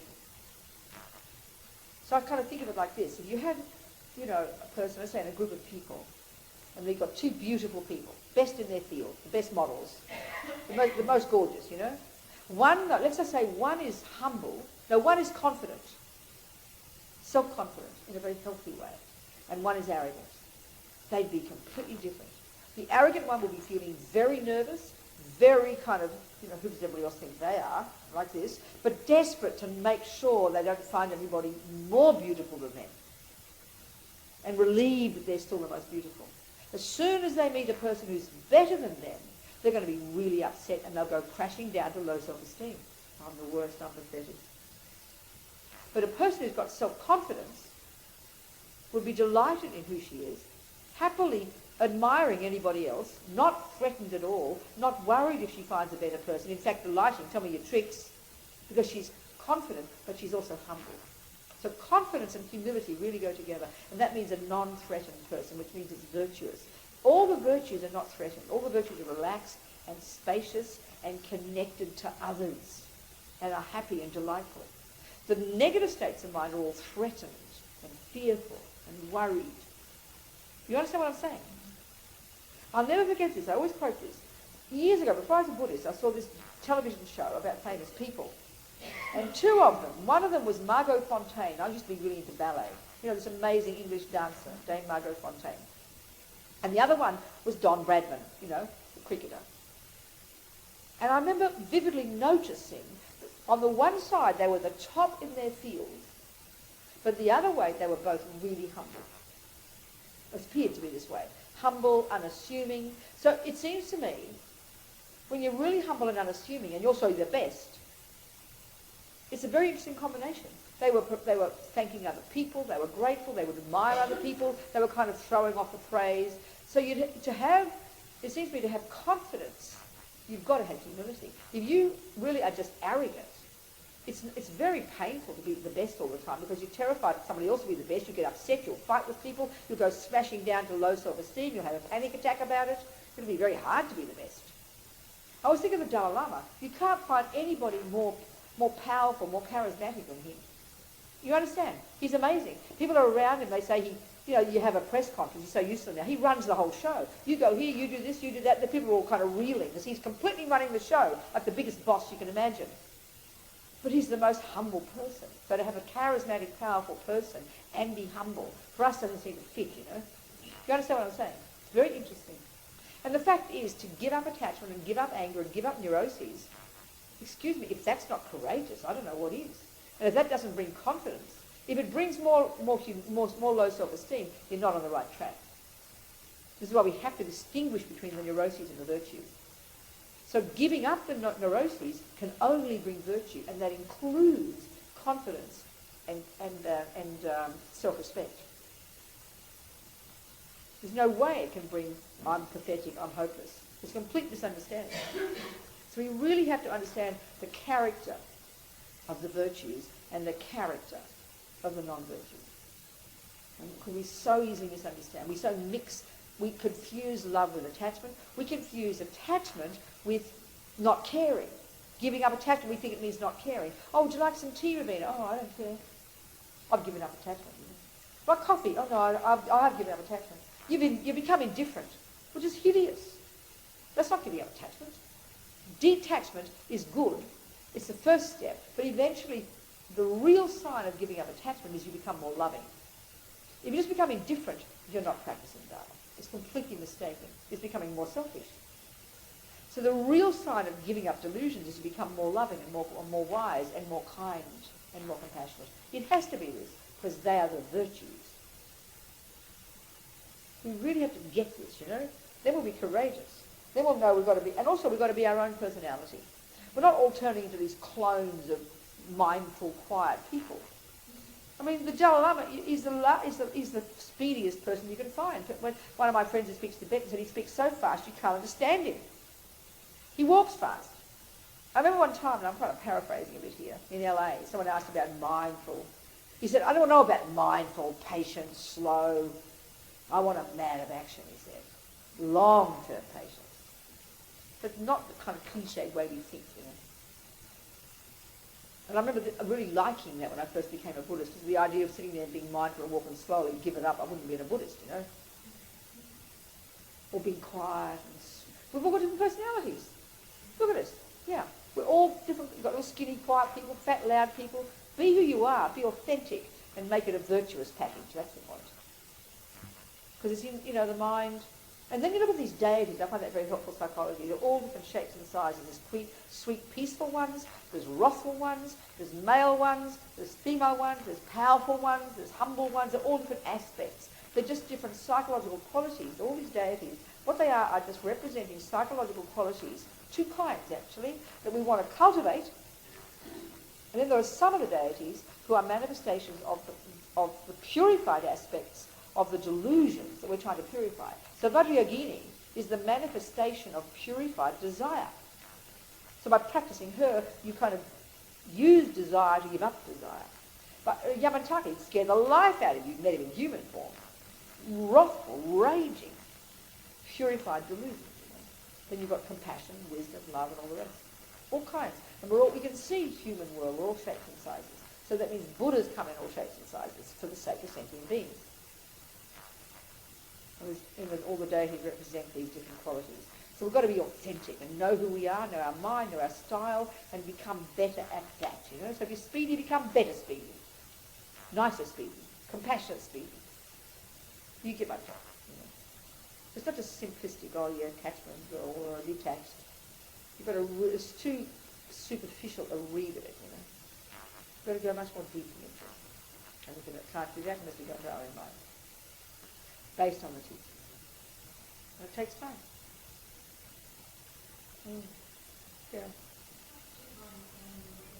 Yes, no.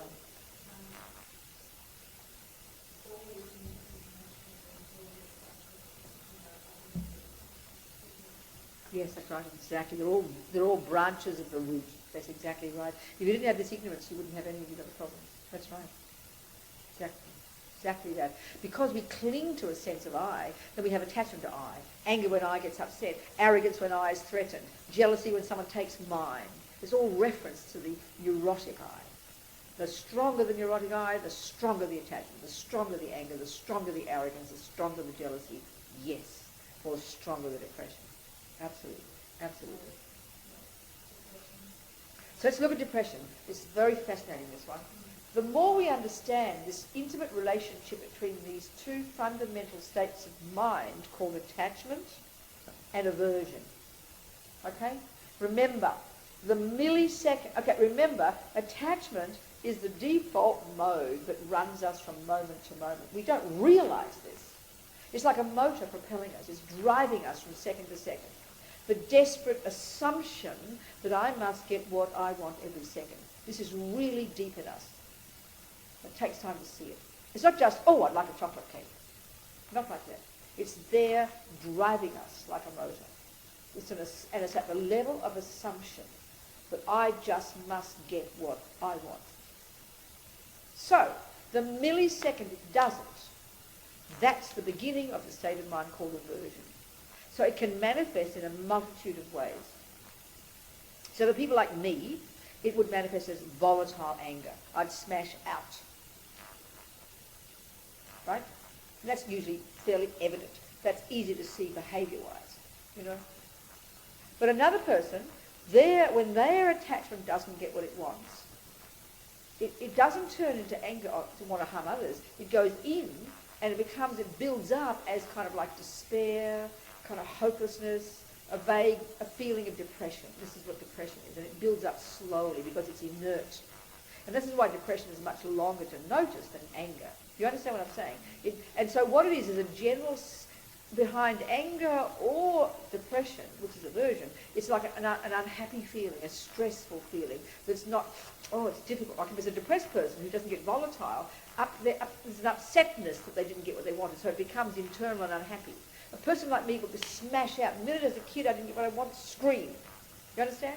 Another person, when you tell the kid off, they'll go in and walk away. But it's distressing inside, but it's internal. And eventually that depression, as we know, becomes inert. You just can't get up one morning. There's years and years of internalized aversion. So then it becomes panic. So there's a friend of mine, a good example. A friend of mine, there's a friend of mine who gets depression, like I'm talking, and it becomes to a point of panic attacks and fear. Okay, now it's interesting. When I was an old radical lefty, this is where we get confused about compassion and wanting things to be good.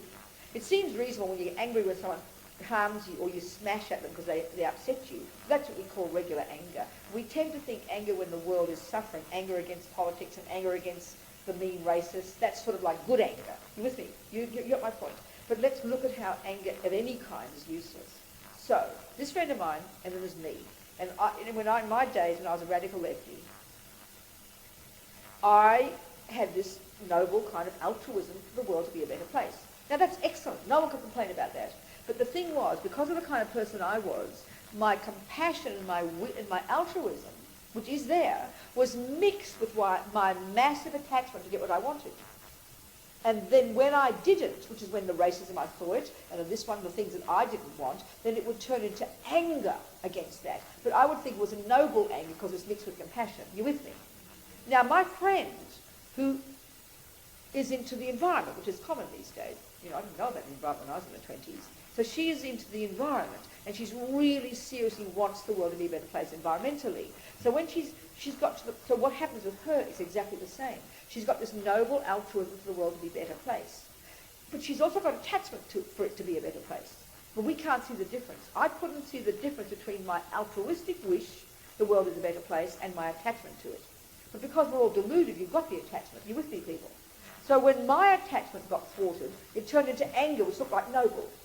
I'd demonstrate and scream and shout. She, instead of getting angry, would get depressed when her attachment didn't get what it wanted. So she could not bear to, she'd even drive in the car, she had to close her eyes. She couldn't bear to even see the ugly trees. It was so, she'd have panics and thinking, oh, the world collapsing and her kids, and this is the dramas her mind would go through. Do you understand what I'm saying? So both of us have attachment, and it mixes with the goodness, and this is why we find it hard to see the difference. Do you get what I'm saying, people? So it's really subtle, because attachment mixes with my compassion. When it's just plain old anger because I didn't get what I wanted, you can tell me off.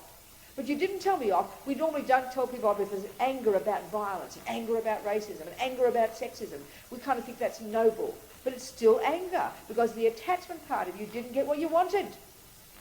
But so that's why you've got to get rid of the attachment and the anger, and then you're only left with compassion. And then you will never give up, as His Holiness says. And then you won't ever get distressed. That's why the Dalai Lama, after 60 years, still cracks jokes. He's not distressed by all of never stopping. He hasn't stopped for 60 years, has he? Trying to change the situation in Tibet. But he's not angry about it because he's not attached. But it's hard to hear this because we don't talk this way in our culture. And you've got to know your own mind really well to see this. Are we communicating? Quite subtle. So hang on a minute, Jane. So the point here is, what I'm trying to get at, is how depression is simply internalized aversion. It's distress and unhappy when attachment doesn't get what it wants, and it becomes kind of this awful pain inside. Whereas mine would turn into harming somebody. It goes, ouch. You with me, people? That's why you've got to know your own mind. And it's really hard to see, and it ends up being fear and panic and despair. You know, it's a build-up of it, so it's hard to see it. But it's aversion. And when you know, also depression and aversion, you know you have aversion for something, even if it's just the job you have to do, and you just the thought of it, you can't bear to look at it. You understand what I'm saying? That's aversion. And if it builds up so strong, it's very deep depression, and you just can't bear to look at anything anymore, because it's too ugly and horrible. That's depression. That's aversion. That's aversion, which is the basis of anger, which is attachment when it doesn't get what it wants. So we're junkies to get nice things. Because you see, because attachment, in my friend's case, it only wants the world to be a nice place. It only wants nice things and perfect environment because it can't bear ugly things. And the same with my attachment. It only wanted nice things. It's a junkie for nice things, attachment. And it's the basis of all the other ones. And it's even the main voice of the root one of all. You know? So it's so pervasive. It's so tricky. Yes, Dan?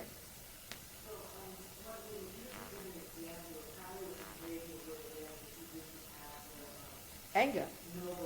Oh yes, you just become like His Holiness. Look at His Holiness. Look at he has enough reason in worldly terms to be out of his brain with rage. The unfairness and the suffering of his people. Wouldn't you agree? Speaking in worldly terms. Yes. Would you agree with that? I would, but I'd rather see an example of you. No, don't. No, don't fantasize His Holiness, please. That's why I think it's a great example. He, for me, is the perfect example of exactly how we would be if we'd given up attachment and anger. Don't mystify him, please. I don't want to do that.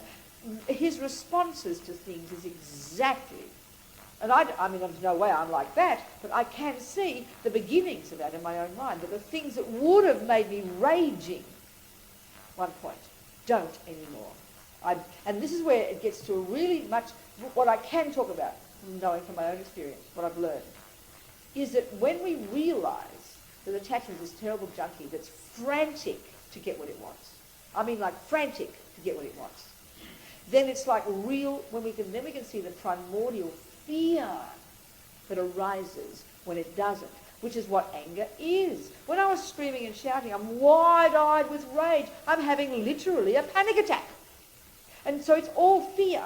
So the point about a patience, and this is what I'm seeing, I'm trying to practice, I can talk from my own experience here, is that what you're doing is you're developing the courage to accept that ugly thing that your attachment can't stand. So it needs great courage to do it, to accept that ugly thing, to actually say, that is what happened, now let's see how I can handle it, rather than freaking out and not wanting to look at it and panicking and how dare and if only and why and should and would and blah. Are you hearing what I'm saying, Jane? That's what patience is. Patience isn't just some kind of, passive aggression just about. Patience is this really courageous recognition that this is what's happening, rather than it shouldn't be happening. Why is it happening? How dare it happen? Which is exactly what happens when it's aversion. Because attachment is a junkie for nice things and can't bear what it doesn't want. So it's enormous courage to be patient. It takes time to confront, to accept that thing that once would have made you crazy. And when you've got that patience, it doesn't make you crazy. You then think, what can I do with it? You develop real courage in the face of the ugly thing.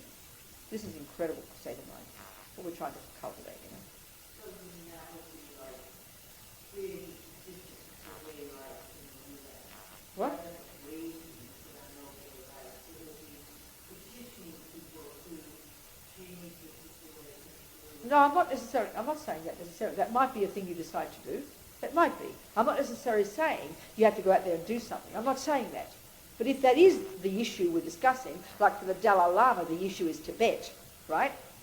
So he's obviously got this immense patience in the face of the bad things happening. It's devastating, the number of his people being slaughtered. The whole country destroyed. It's like a garbage dump. All the minerals and everything ruined, destroyed, the wild animals destroyed. You go there now, you don't even see Tibet anymore. It's just like this dump, you know. It's so depressing to see it, if you want to think about it. But he never gives up.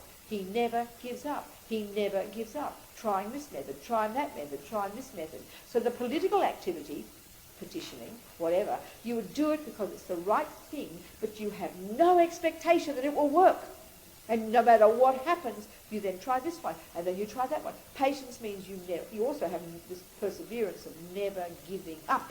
And you're still angry. You will not be angry, no, because anger is when you have no view of karma. Anger says, this shouldn't be happening, which is based on the assumption there's no cause of it. When you know the cause of it, which is karma, you don't get angry. That's another whole approach. You just don't get angry. It's an absurd response.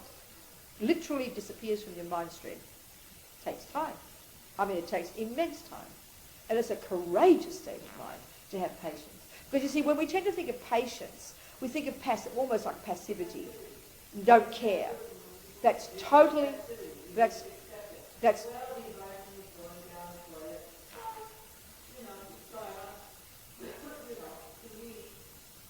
so patience is active. Dalai Lama, look at him. Patience is, first step is, this is how it is. It is how it is. It is how it is. Then you say, is there something I can do to change it? I remember this woman I read about, I can't think of her name now, I read her biography, she was in prison. I didn't know her in prison, I wasn't working with her. She was into yoga and things, but she basically was this little quiet little hippie, 3 kids, husband, hitchhiking in Florida, and then 2 guys in the car. Then the police stopped them, and then these 2 guys killed the police. And then they were accused, and the woman and the husband got arrested and accused and put on death row. 17 years in hell she was. The husband got executed for it. They lost their kids. You can't even conceive of the unbearable suffering, okay? But you could tell from this person, she just happened to have the kind of personality that didn't have anger. Not the raging kind, the frustrated, going crazy kind. So there she was for 17 years in prison. The point is, she never stopped trying to get justice. But she did it with a patient mind, because that was her nature. She tried this way, she tried that way. She said, and also she started to do yoga and meditation. She said, I knew I couldn't change anything. I couldn't change the judge, the jury, the people, but eventually the guy did confess, and so that's how she got out, because he finally confessed to doing it. The husband even got executed because of it. Can you imagine the suffering? I couldn't change anything, but I knew they couldn't take my mind from me. So she worked on her mind, using her methods. And this is the meaning of patience. She didn't stop giving it. She didn't give up trying, but it was always with this constant, never stopping, never trying. Let's try this method. Let's try. And that's what the Dalai Lama's doing.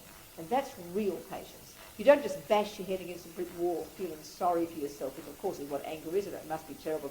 Because I remember another example. At the same time, I remember reading about one guy, of course this is typical, normal, one guy on death row who was also innocent.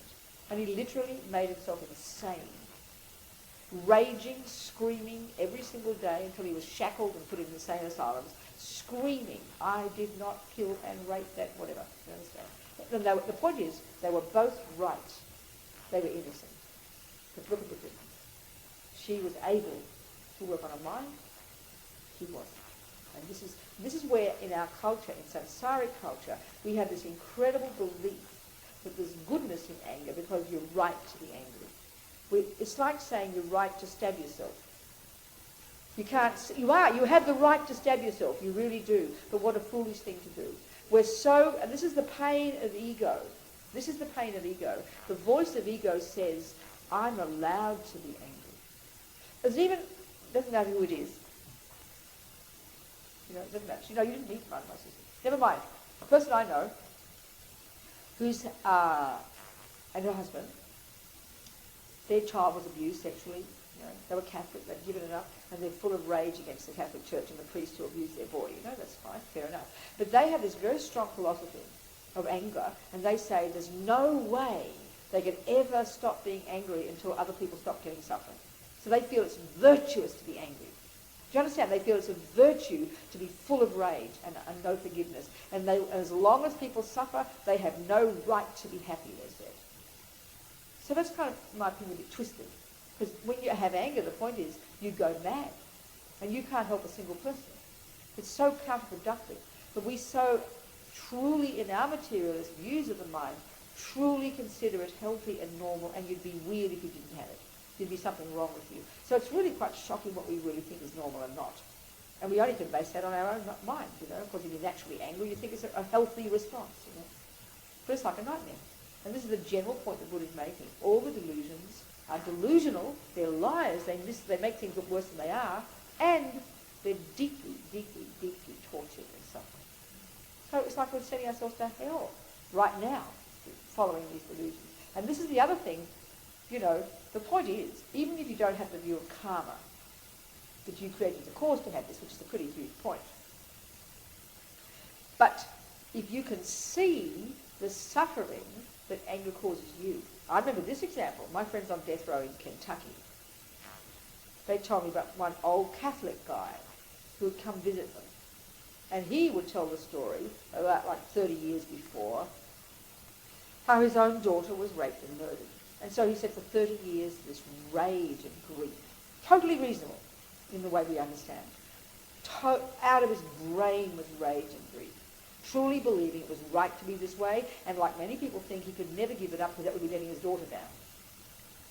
So slowly, slowly found his way back to Mass, became a Catholic, found forgiveness, and now he goes to visit guys on death row sharing his daughter's rosary.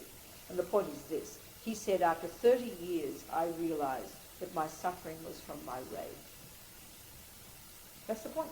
So even you don't think the view karma, even you don't have an understanding of why, but just to see, and this is the main first point that Buddha tries to get us to see in junior school, is to see that there are consequences to me of the negative things I think and do and say, which is the fundamental point of karma. So don't even worry about whether it's your fault or not your fault.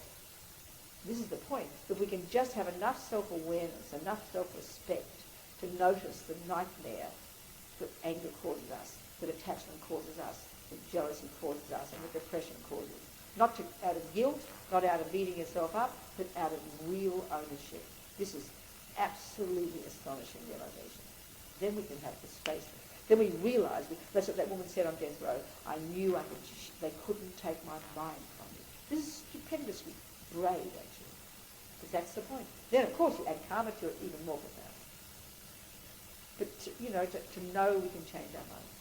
And that's the secret. Then you can be helpful to others. And there's no guilt in there. Just think that you can't give up anger because it'll let your daughter down. I mean, it's the most bizarre extrapolation we can even come up with. Your daughter wouldn't want you to suffer. This is how we feel. This is guilt. This is the voice of guilt. And this is also internalized anger. Dalai Lama one time when he talked about this first one about regret and the purification practice. Whatever. He made it so clear. Somebody asked, what's the difference between guilt and regret? And it was so simple, the way he said it. And again, the key to this is to understand the way the delusions work. And he said, guilt, you look in the past and you say, I did this, and I did that, and I did this, and I did that. And then you say, conclude, and I'm a bad person. We run to this spontaneously. Now, before I even get to what regret is, listen to this. Listen to anger. You did this, and you did that, and you did this, and you did that, and you're a bad person. So what do you think guilt is?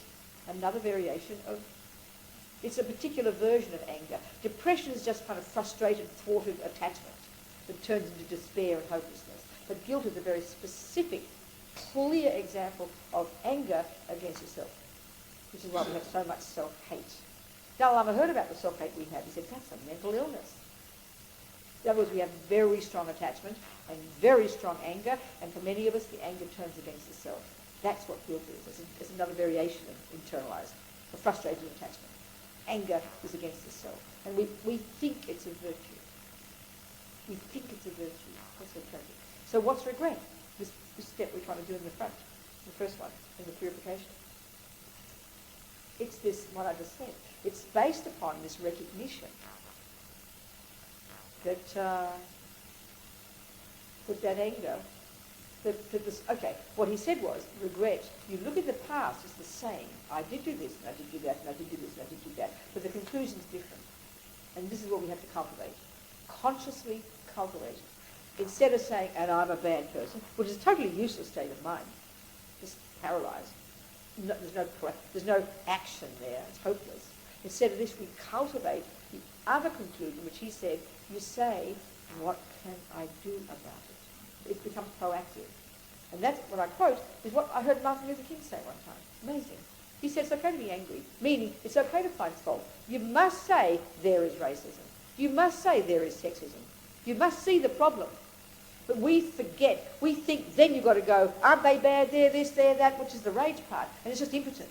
But instead of that, he said, you say, what can I do about it? This is stupendous. That's compassion. You've got to see the suffering out there. But you say, what can I do about it? Instead of being angry. Because angry is impotent. Angry is useless. Angry is just ranting and raving. So guilt. And this is the interesting point. This is ego grasping, this natural response. It runs to this dualistic idea of bad, you know. So ironic. Yeah.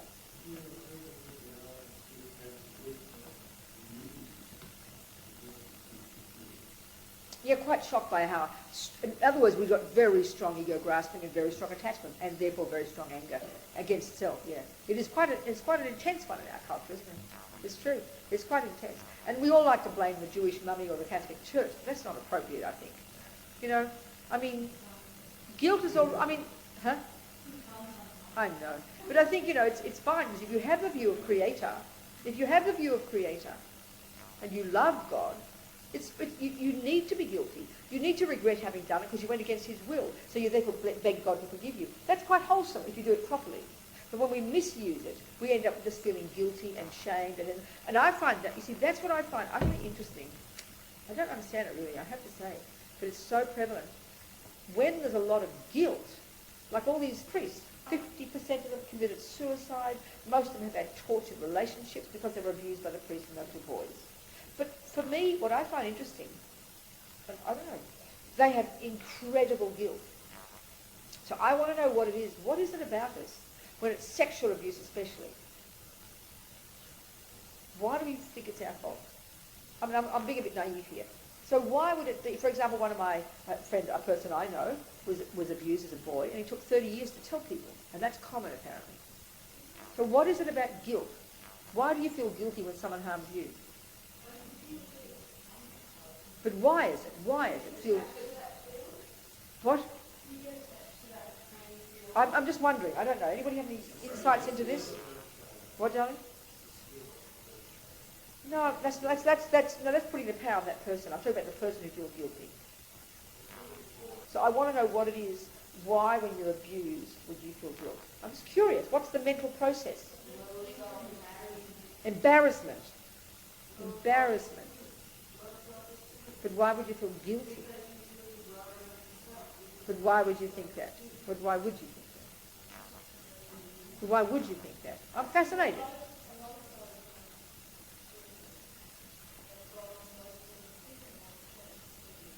But some, no, and not be believed. Okay, no, I understand. No, that one I understand. That's easy, but then still, why guilt though? Okay, that's fine. But what about the one who doesn't say a word and keeps it secret?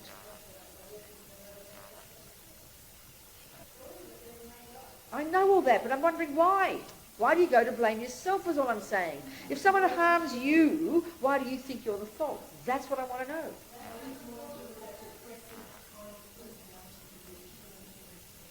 But why, I'm asking.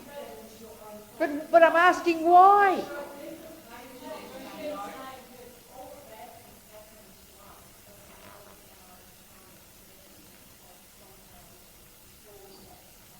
No, but nobody thinks that way, does it? Because you see, what's also interesting, hang on a sec, one more point I want to say. What I also see interesting, this is my own interest here, the ones who have that guilt also have rage against the priests. They don't love the priests. They're not asking the priest to please forgive them if they feel guilty. So there's guilt, which is anger. And then it must be about sex then, isn't it? It's about shame with sex, something very instinctive. Okay. The perpetrators. The sexual abusers. Yeah. A kind of weak child. Okay. That makes sense.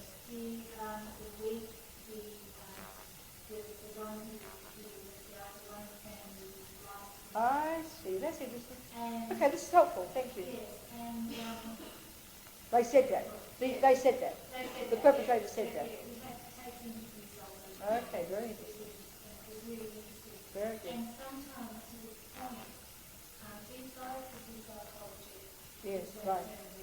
Exactly. I remember one perpetrator saying that he would test two victims by going like this. And see how they responded. And if they Of course. shied away, Of course. yes, and then, and I'm speaking here only of young children, Yeah. young boys, Right.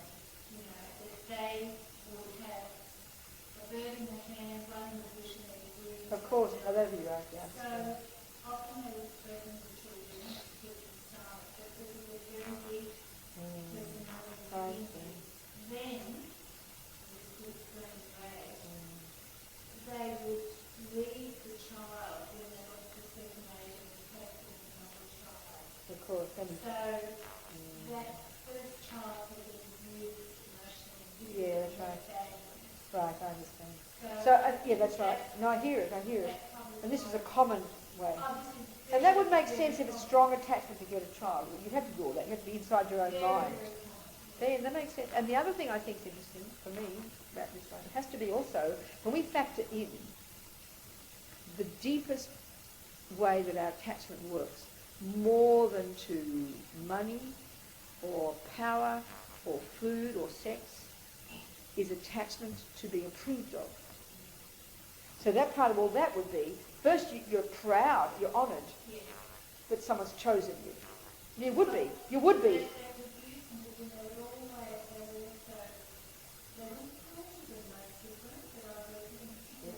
Sure. I remember an Irish priest saying that he was going to my household, he would look to see if the child wasn't misbehaving. Right.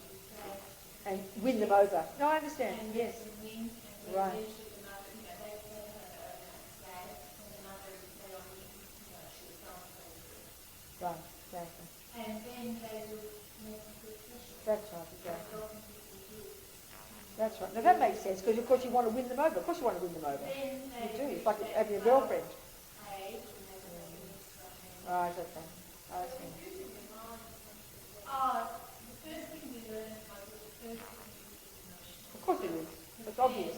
That child didn't have that inner knowledge of who they could trust. That's right. Trust each other. That's right.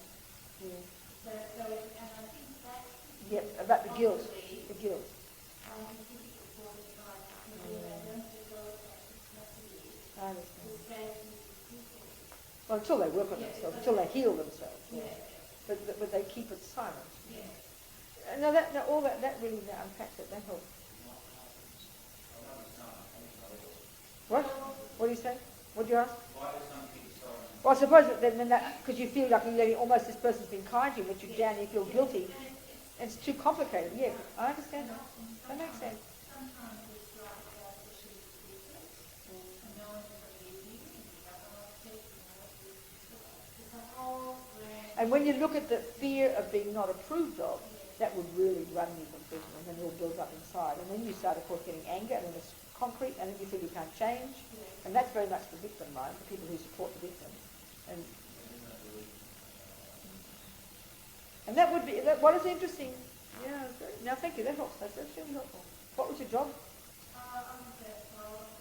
Oh, I see, okay, and they confessed to you. Oh, no, we had a special program where Yeah. Okay. Okay. Okay. Wow, wow, very helpful, very helpful. No, all completely makes sense. Completely makes sense. It's just like if you're getting a girlfriend, you do the same thing. But it's seen as more sinister as a child. Yeah. Of course. Of course they have to like you and respond to you and be nice to win them over. It's just natural. If you seduce somebody, it's reasonable.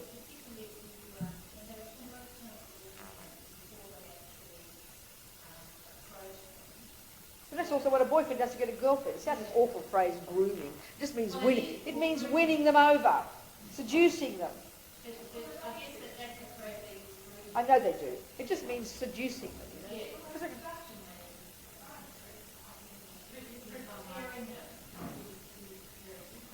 It's what I'm saying. It's the same word, though. It is.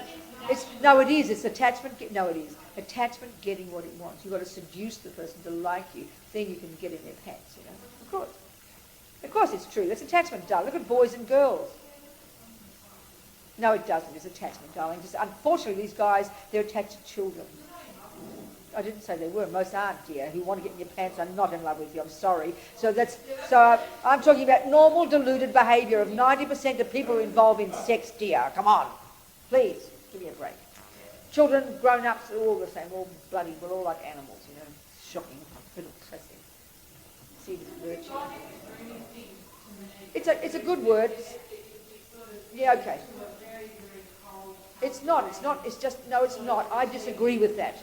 No, I disagree. No, I think that's the Western interpretation because we love to hate pedophiles. I think it's exaggerating. Pedophile is a person who's very attached to children.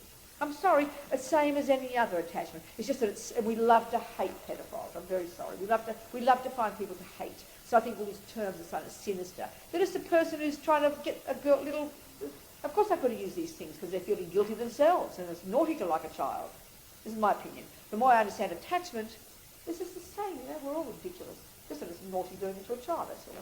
But actually, it's just a minute, in my opinion, this might sound shocking, it's not the worst suffering. I mean, I'm not trying to exaggerate or under-exaggerate. It's what to do. Never mind. We have so much drama about it, and then all this build-up of this wicked, evil things on top of them. I just think it's not understanding attachment properly. So this is my opinion. Who am I to say anything? Come on. Yes.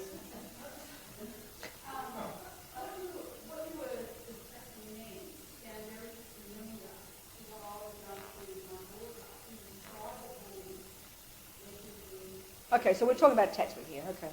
That's all, and getting harmed. Okay, so what's your point? What do you mean cyberbullied? Well, why don't you have to go on the computer? Why don't you just turn it off? It's not even a person in front of you. Anyway, whatever. It's human beings. All right, I understand. This is human beings. And you know, this is my thing. This is the one where we really can see the attachment to being loved, attachment to being needed. Is our worst attachment. I remember hearing about one kid who the priest tried to get in her pants, and she screamed at him and threw something at him. And that was the end of that. Because she had the courage of her own conviction. But we blame I'm not being horrible here, but even as a child, you can have that courage. But when you're really needy and craving to be needed by somebody, you're the little mousy one. So you're so happy that someone loves you. And that's coming, I'm sorry here people, that's attachment to be needed by others, which is a delusion. And so of course they're the ones who are the victims. Whereas, a child who stands up for themselves and pushes them away like this girl did, the priest never touched her again. She had him thrown out the house. So this is what I'm also saying here. If we try to take responsibility for our own mind, We buy into this all the way, the pedophile talking, and we love to hate these evil monsters. We put all these monster things onto them. They're not monsters. Give me a break. But it's people with strong attachment. But we don't like to think of it this way. We think that it sounds like you're forgiving them. We want to hate, we want to love to hate them. So then then the innocent victim becomes this poor little thing. And it's just not a valid way to see people. We've got to be really, I wouldn't say this to a victim, but I'm talking to among us, you know. If we have been victims, we've got to look at our own minds and have the courage to stand up for our mind. Of course, as a child you can't, but you learn from it later. That's when you can learn to let go. You know? There's one, many of them have an equal amount of rage if they have guilt and will never forgive these priests. That's not the priest's fault. I'm sorry, that's their fault. This is not being horrible here. I don't think so. No, are we communicating a bit? We've got to really get more skillful how we think about exactly, because we love to over-exaggerate the monster and then over-exaggerate the innocent victim, which is the typical materialist way of seeing things. It fits our mind completely. Whereas we're really being one of those victims. This is where we're the one of karma. We've got to stop the victim mentality, you know. I wouldn't say that to them. Huh? I know, but I'm talking ordinary situation, blame, not discussing blame. What I'm meaning is the model of the world. This buys into our loving to hate a monster, you know. And I think it exaggerates. Huh? Perfectly fine people, that's right. With attachment to sex to children, that's all. That's it. No. Regular people. Yeah, not like psychos, in other words. No. So that's the point. No. Exactly. That makes sense. I understand that. So it's not as if, you see, as soon as we say something like that, we tend to think, oh, we're letting them say they're getting away with it. Because we love to hate the perpetrator. So I think it's really, are you seeing what point I'm saying, Sarah?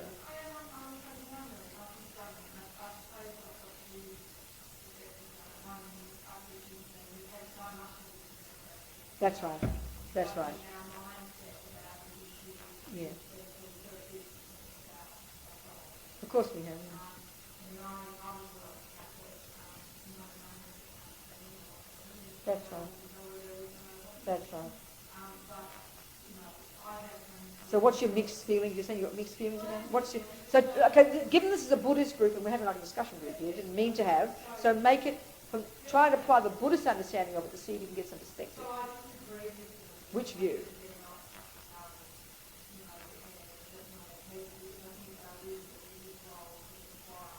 That's not the issue here, though. So that's not what I'm discussing, Sarah. What I'm discussing is attachment.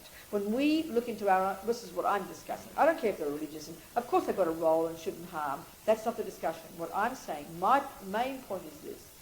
The more we understand our mind, based upon Buddhist psychology, this is as a Buddhist, the more I understand the depth of attachment, the evil of attachment in my mind, and how it drives me and causes me to manipulate to get what I want, then I will understand a pedophile.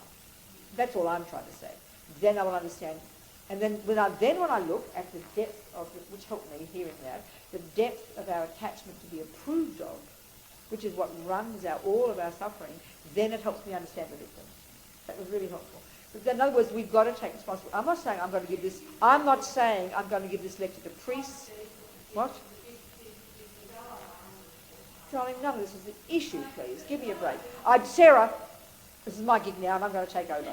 This is not a discussion group anymore.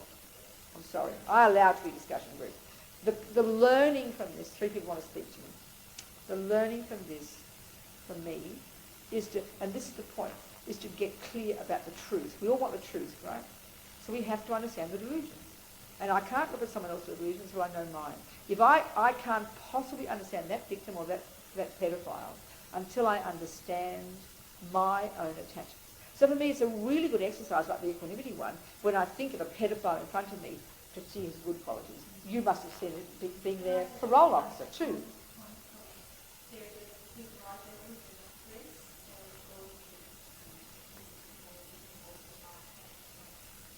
Yeah. They'd be regular people. That's right. And I'd say that some of the ones who are really like strong, like would do it to countless children, like some of those priests, they were just complete. I mean, the way to put it in Buddhist terms is they were junkies for sex and power, of course, with children. Which is like monstrous for our world, isn't it? It's like the worst drama for our world. But when you analyse it karmically, it's all it is. And then and we've got to do this. We've got to get past all the fear things and all the dramas and the exaggerations, because delusions exaggerate. The truth is the truth is the truth, you know. And of course this is the classic thing of male and female karma, isn't it? Well, it's not always the boy and girl, is it? No. So it's mostly men, is it? Most of the abusers are men.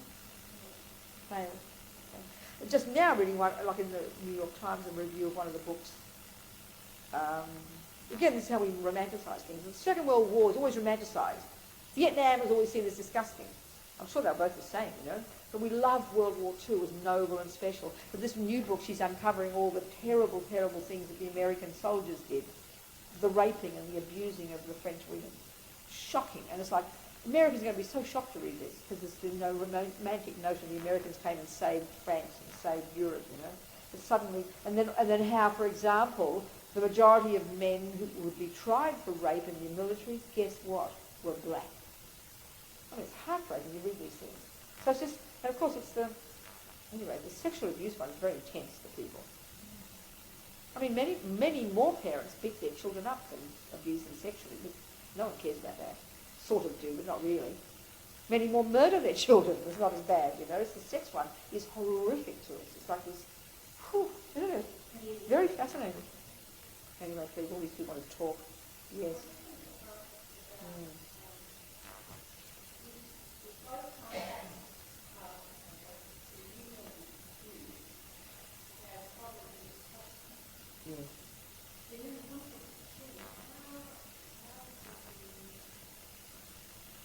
Train, learn, teach. Well, it's like when you have a psycho. Children don't become a psycho later. This is horrific for us because we like to think of them as innocent. Hitler didn't become a psycho later. He had those tendencies from his own past lives. So, you know, those Columbine boys have these potentials as little children. This Jeffrey Dahmer was torturing creatures from the time he was a child. So I know you are. So what I'm saying is, as the Buddhist point of view, when you know this child who's born to you it wasn't made by you, you don't know, you haven't been given birth to a psycho yet, so you don't know if they're a little saint either. So you've got to learn their mind. And how do you know their mind? By knowing your mind. Then when you see their tendencies, you help them. But most mothers are so pathetic and full of attachment, they haven't got a clue. And then they defend their poor little psycho child, because we don't see them properly. So we have to know our own mind first. Then you can see their mind and know how to help them, if you can help them. Some children really can't be helped, because they're really very, very painfully mentally ill. Deluded, I mean. Monstrous, I mean.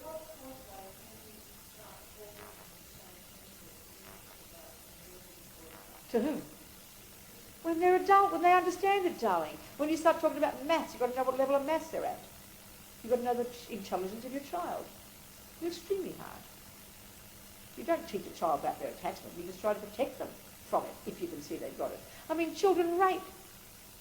Children have delusion. I mean, there are kids in the juvenile halls in the States who are 8 from killing, from dealing in junk, from raping. I'm not sure, of course, it's a heavy-duty world they live in, and I'm not totally saying they won't change, but monsters don't only become adults. Monsters are born as children as well. We don't like to say that in the West. So it depends on their mind, who they're at, where they're at, what their intelligence is, what their capability is, and we can't know their mind until we know our mind. Can we? We've got to know our mind first. Very good. Where's your question? Yeah. Yeah. We didn't have a break, did we? 5:20. Go on. What, darling? Ignorance, yes. Yeah.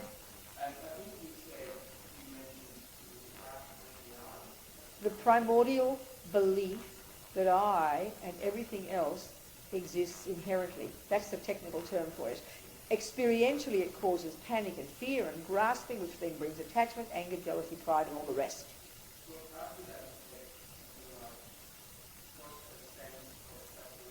Yeah, one of the key functions of this ignorance over eons and eons and eons and eons of lives is that this is what has caused us to live to be born as a separate being. Meaning, like this, which is too abstract for us. When you finally become a Buddha, okay, When you finally do achieve omniscience, the final delusion to go is this dualistic sense of subject-object, of you and me. And in other words, quite literally, you will no longer have a sense of a separate self. You're speaking colloquially, you'll have a sense of a connectedness with every living being as if they were you. You could say like that.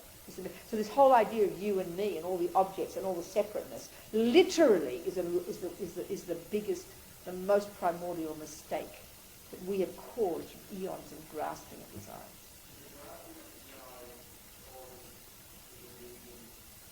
The grasping of the eye is the delusion, the root delusion. And one of its consequences is literally the development of a separate I. That's what it does. In other words, the one that's separate from others and sees others as separate. It sounds so weird to us because we assume we are these bunch of separate people. We think it's normal, but it's completely samsara. The Dharmakaya is the name given to the mind that's omniscient. That's all. A non-manifest consciousness. All of us have mind that's not physical, right? Correct? We all have mind, and it's not physical. But right now, it's polluted by delusion, which gives us the sense of a separate self, with a separate body, and then I see people out there, and I project all my junk onto them. All of that's a consequence of having these delusions. And when I remove all those delusions, there's no longer any of those mistakes left. My consciousness pervades everywhere. I have infinite power, infinite compassion, infinite empathy, and no longer a sense of a separate self. No longer. But clearly you are. You manifest in millions of forms all over the place, but there's no longer any of those delusions. It seems a bit abstract to us because we can't conceive being this way. Yeah? I think we just have a break and then just not come back. We've had an intense discussion group today instead. Yes, darling? Yes.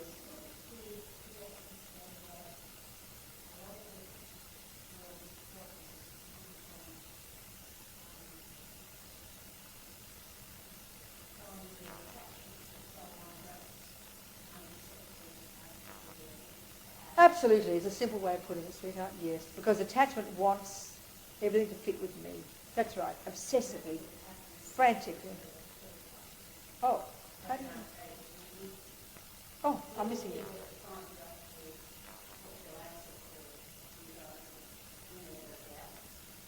Oh, now I'm really a bit lost. Now I'm a bit confused.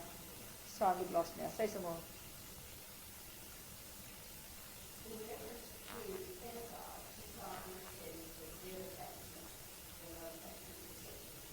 Yeah. It's not appropriate, yeah. Sure. Fulfill that attachment. Okay, so then?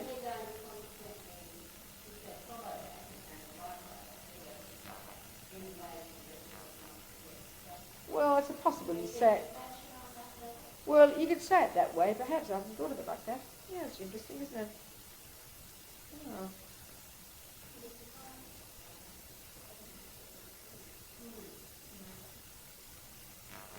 It's not, you see, whatever, the point is, okay, attachment, okay, so it's an interesting take on it. I hadn't thought of it like that. It's okay, maybe it sounds all right.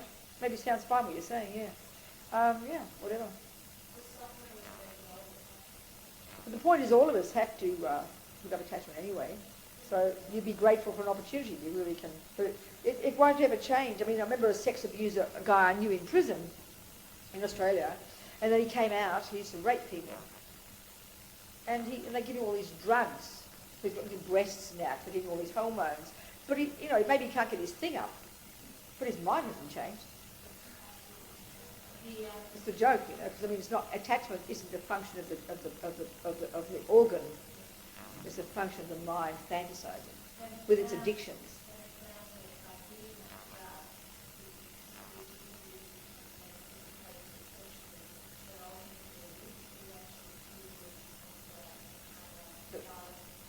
Because they're not working on their mind, basically. Yeah, that makes sense. Because that's the thing, when you're so convinced it's a physical thing and a chemical thing, it doesn't help until you realise it's a mental thing.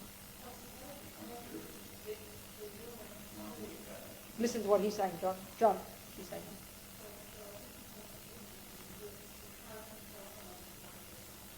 Yeah, but what's that got to do with anything?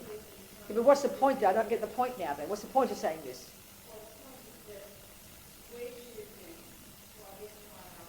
This is all to me getting a bit complicated.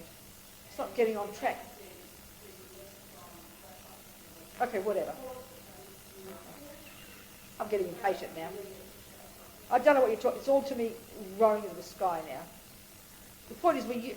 excuse me. I'm not using word brain again. What, darling? What? Yeah, but what's the point? Why are you saying all this? For whose benefit is this? Is it her benefit or my benefit? God almighty. Whose benefit is this? Okay, have it in your discussion group tomorrow. Can you please have it? Can you please have it in your discussion group tomorrow? Thank you. Excuse me, I'm being so rude. I can't believe it. Can we stop talking now? I'm allowing so much discussion, I can't believe it's not meant to be. I know I did. I know I did. Oh, I totally know, it's my point. I said I'm allowing so much discussion because I started it. It's been most helpful.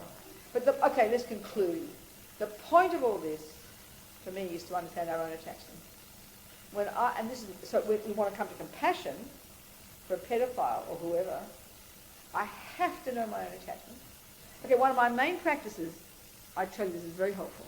One of the main tricks I use in daily life when I read about pedophiles, or the monsters, or the torturers, or the bombers, or whoever, I say to myself two things, one or two things. I say, thank you for showing me how delusions work. In other words, I see it as like a learning, and it's horrific to me. Thank you for showing me delusions. And the other thing I say is, I recognise that. And this is the one about like learning about death. Instead of just looking, oh yeah, there's an ant dead, you bring it back to yourself. You say, I will be dead.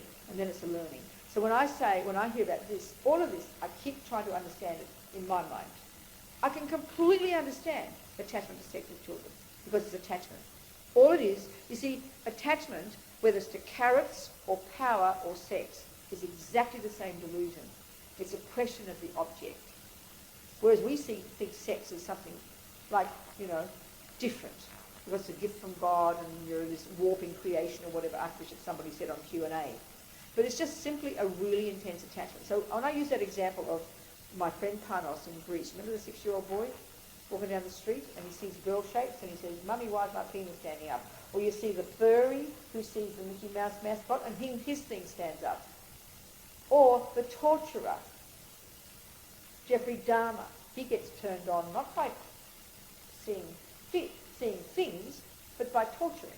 So it's whatever the habit is from the past, as the Buddhist view, of the thing you've done, or the fisherman, the thing you've done that much based on attachment, all it does is multiply your attachment 1,000,000% next life, and then that object. So the furries are so attached to, from past habit, animals, that now the level of their attachment becomes what we call sexual. It just means very strong feeling, that's all. So things stand up. So when we understand attachment, it doesn't matter whether it's to a child. Of course it matters. You see my point, though. Attachment is attachment is attachment. So when I can think of a pedophile or think of a furry and I understand attachment, they then make sense to me. Then I can understand and then I can have compassion. Then I'll protect my children from them, no doubt. And my dog. But I can have compassion for them. Because, you see, with us, with our views, we don't have any understanding of them. So we have fear of them, and so we exaggerate their evilness. We love to find somebody evil, isn't it? And that's just, to me, superstition and ridiculous, childish, It doesn't answer the point. Do you understand what I'm saying, people? For me, that's the real one, to learn about our attachment. And then we'll be able to see our children, whether we've given birth to a psycho, and know how to help them. Because their mind has come from their past. Hitler's mummy didn't cause Hitler. The naughty Jews didn't cause Hitler. Hitler came with his own stuff. So attachment. When I know my mind, so I say, and I find it so instantaneous, the benefit. Thank you for showing me how not to be. And then the real one is, for me, I recognise that. Because all I can say is when I read books and read news and read about the monsters, there's not a single delusion I see in their mind based on Buddhist psychology that I don't see in my mind. And it stops me in my tracks, I tell you. Then I can have compassion for them. Then I'll protect myself from them, or protect them from harming other people, put them in prison, of course. There's an understanding there. And that's why we'll go into compassion later tonight, more back into the compassion wing. We're into the compassion part now. When we've got an understanding of karma and renunciation, of why people, what the delusions are and why we do them, because of habit, then we can have compassion for ourselves, which is renunciation. Then we can understand why a person does something, and then we can have compassion for them. Then there's no fear, and there's no exaggeration, and there's no anger. That's something that's coming from all this. All the learning from all this. May I leave you with those thoughts? Go and have a break and don't come back until 7:30. Or forget meditating today. Go and meditate on your own mind or something, I don't know. Or whatever, read a book. Retreat mode. Thank you, everybody. Thank you for the discussion. I'm so sorry to be so rude. I always say that every day, I keep being rude, don't I? Oh, come on, no, I don't think so. Okay, everybody. Here we go. So thank you. So think about dinner in a 45 minutes. This is next, all these people working away, cooking the dinner, coralism, just in it, coral cooking dinner, for the creatures who died for the veggies. Maybe you shocked it and drove it, or the creatures got squashed on the road, or the veggie driver. All these creatures. They weren't thinking of us, but their life was given for our carrots. So we're going to eat these carrots and whatever we're going to eat, so we can be healthy. So we can give up attachment and anger and fear and pride and jealousy and develop amazing love and compassion and never stop trying to help sentient beings, including the pedophiles, all the suffering sentient beings, all the maniacs, driven by their crazy attachment. So much. Thank you so much. See you at 7:30. Yeah, let's continue with the compassion wing tonight. Maybe do a quick meditation.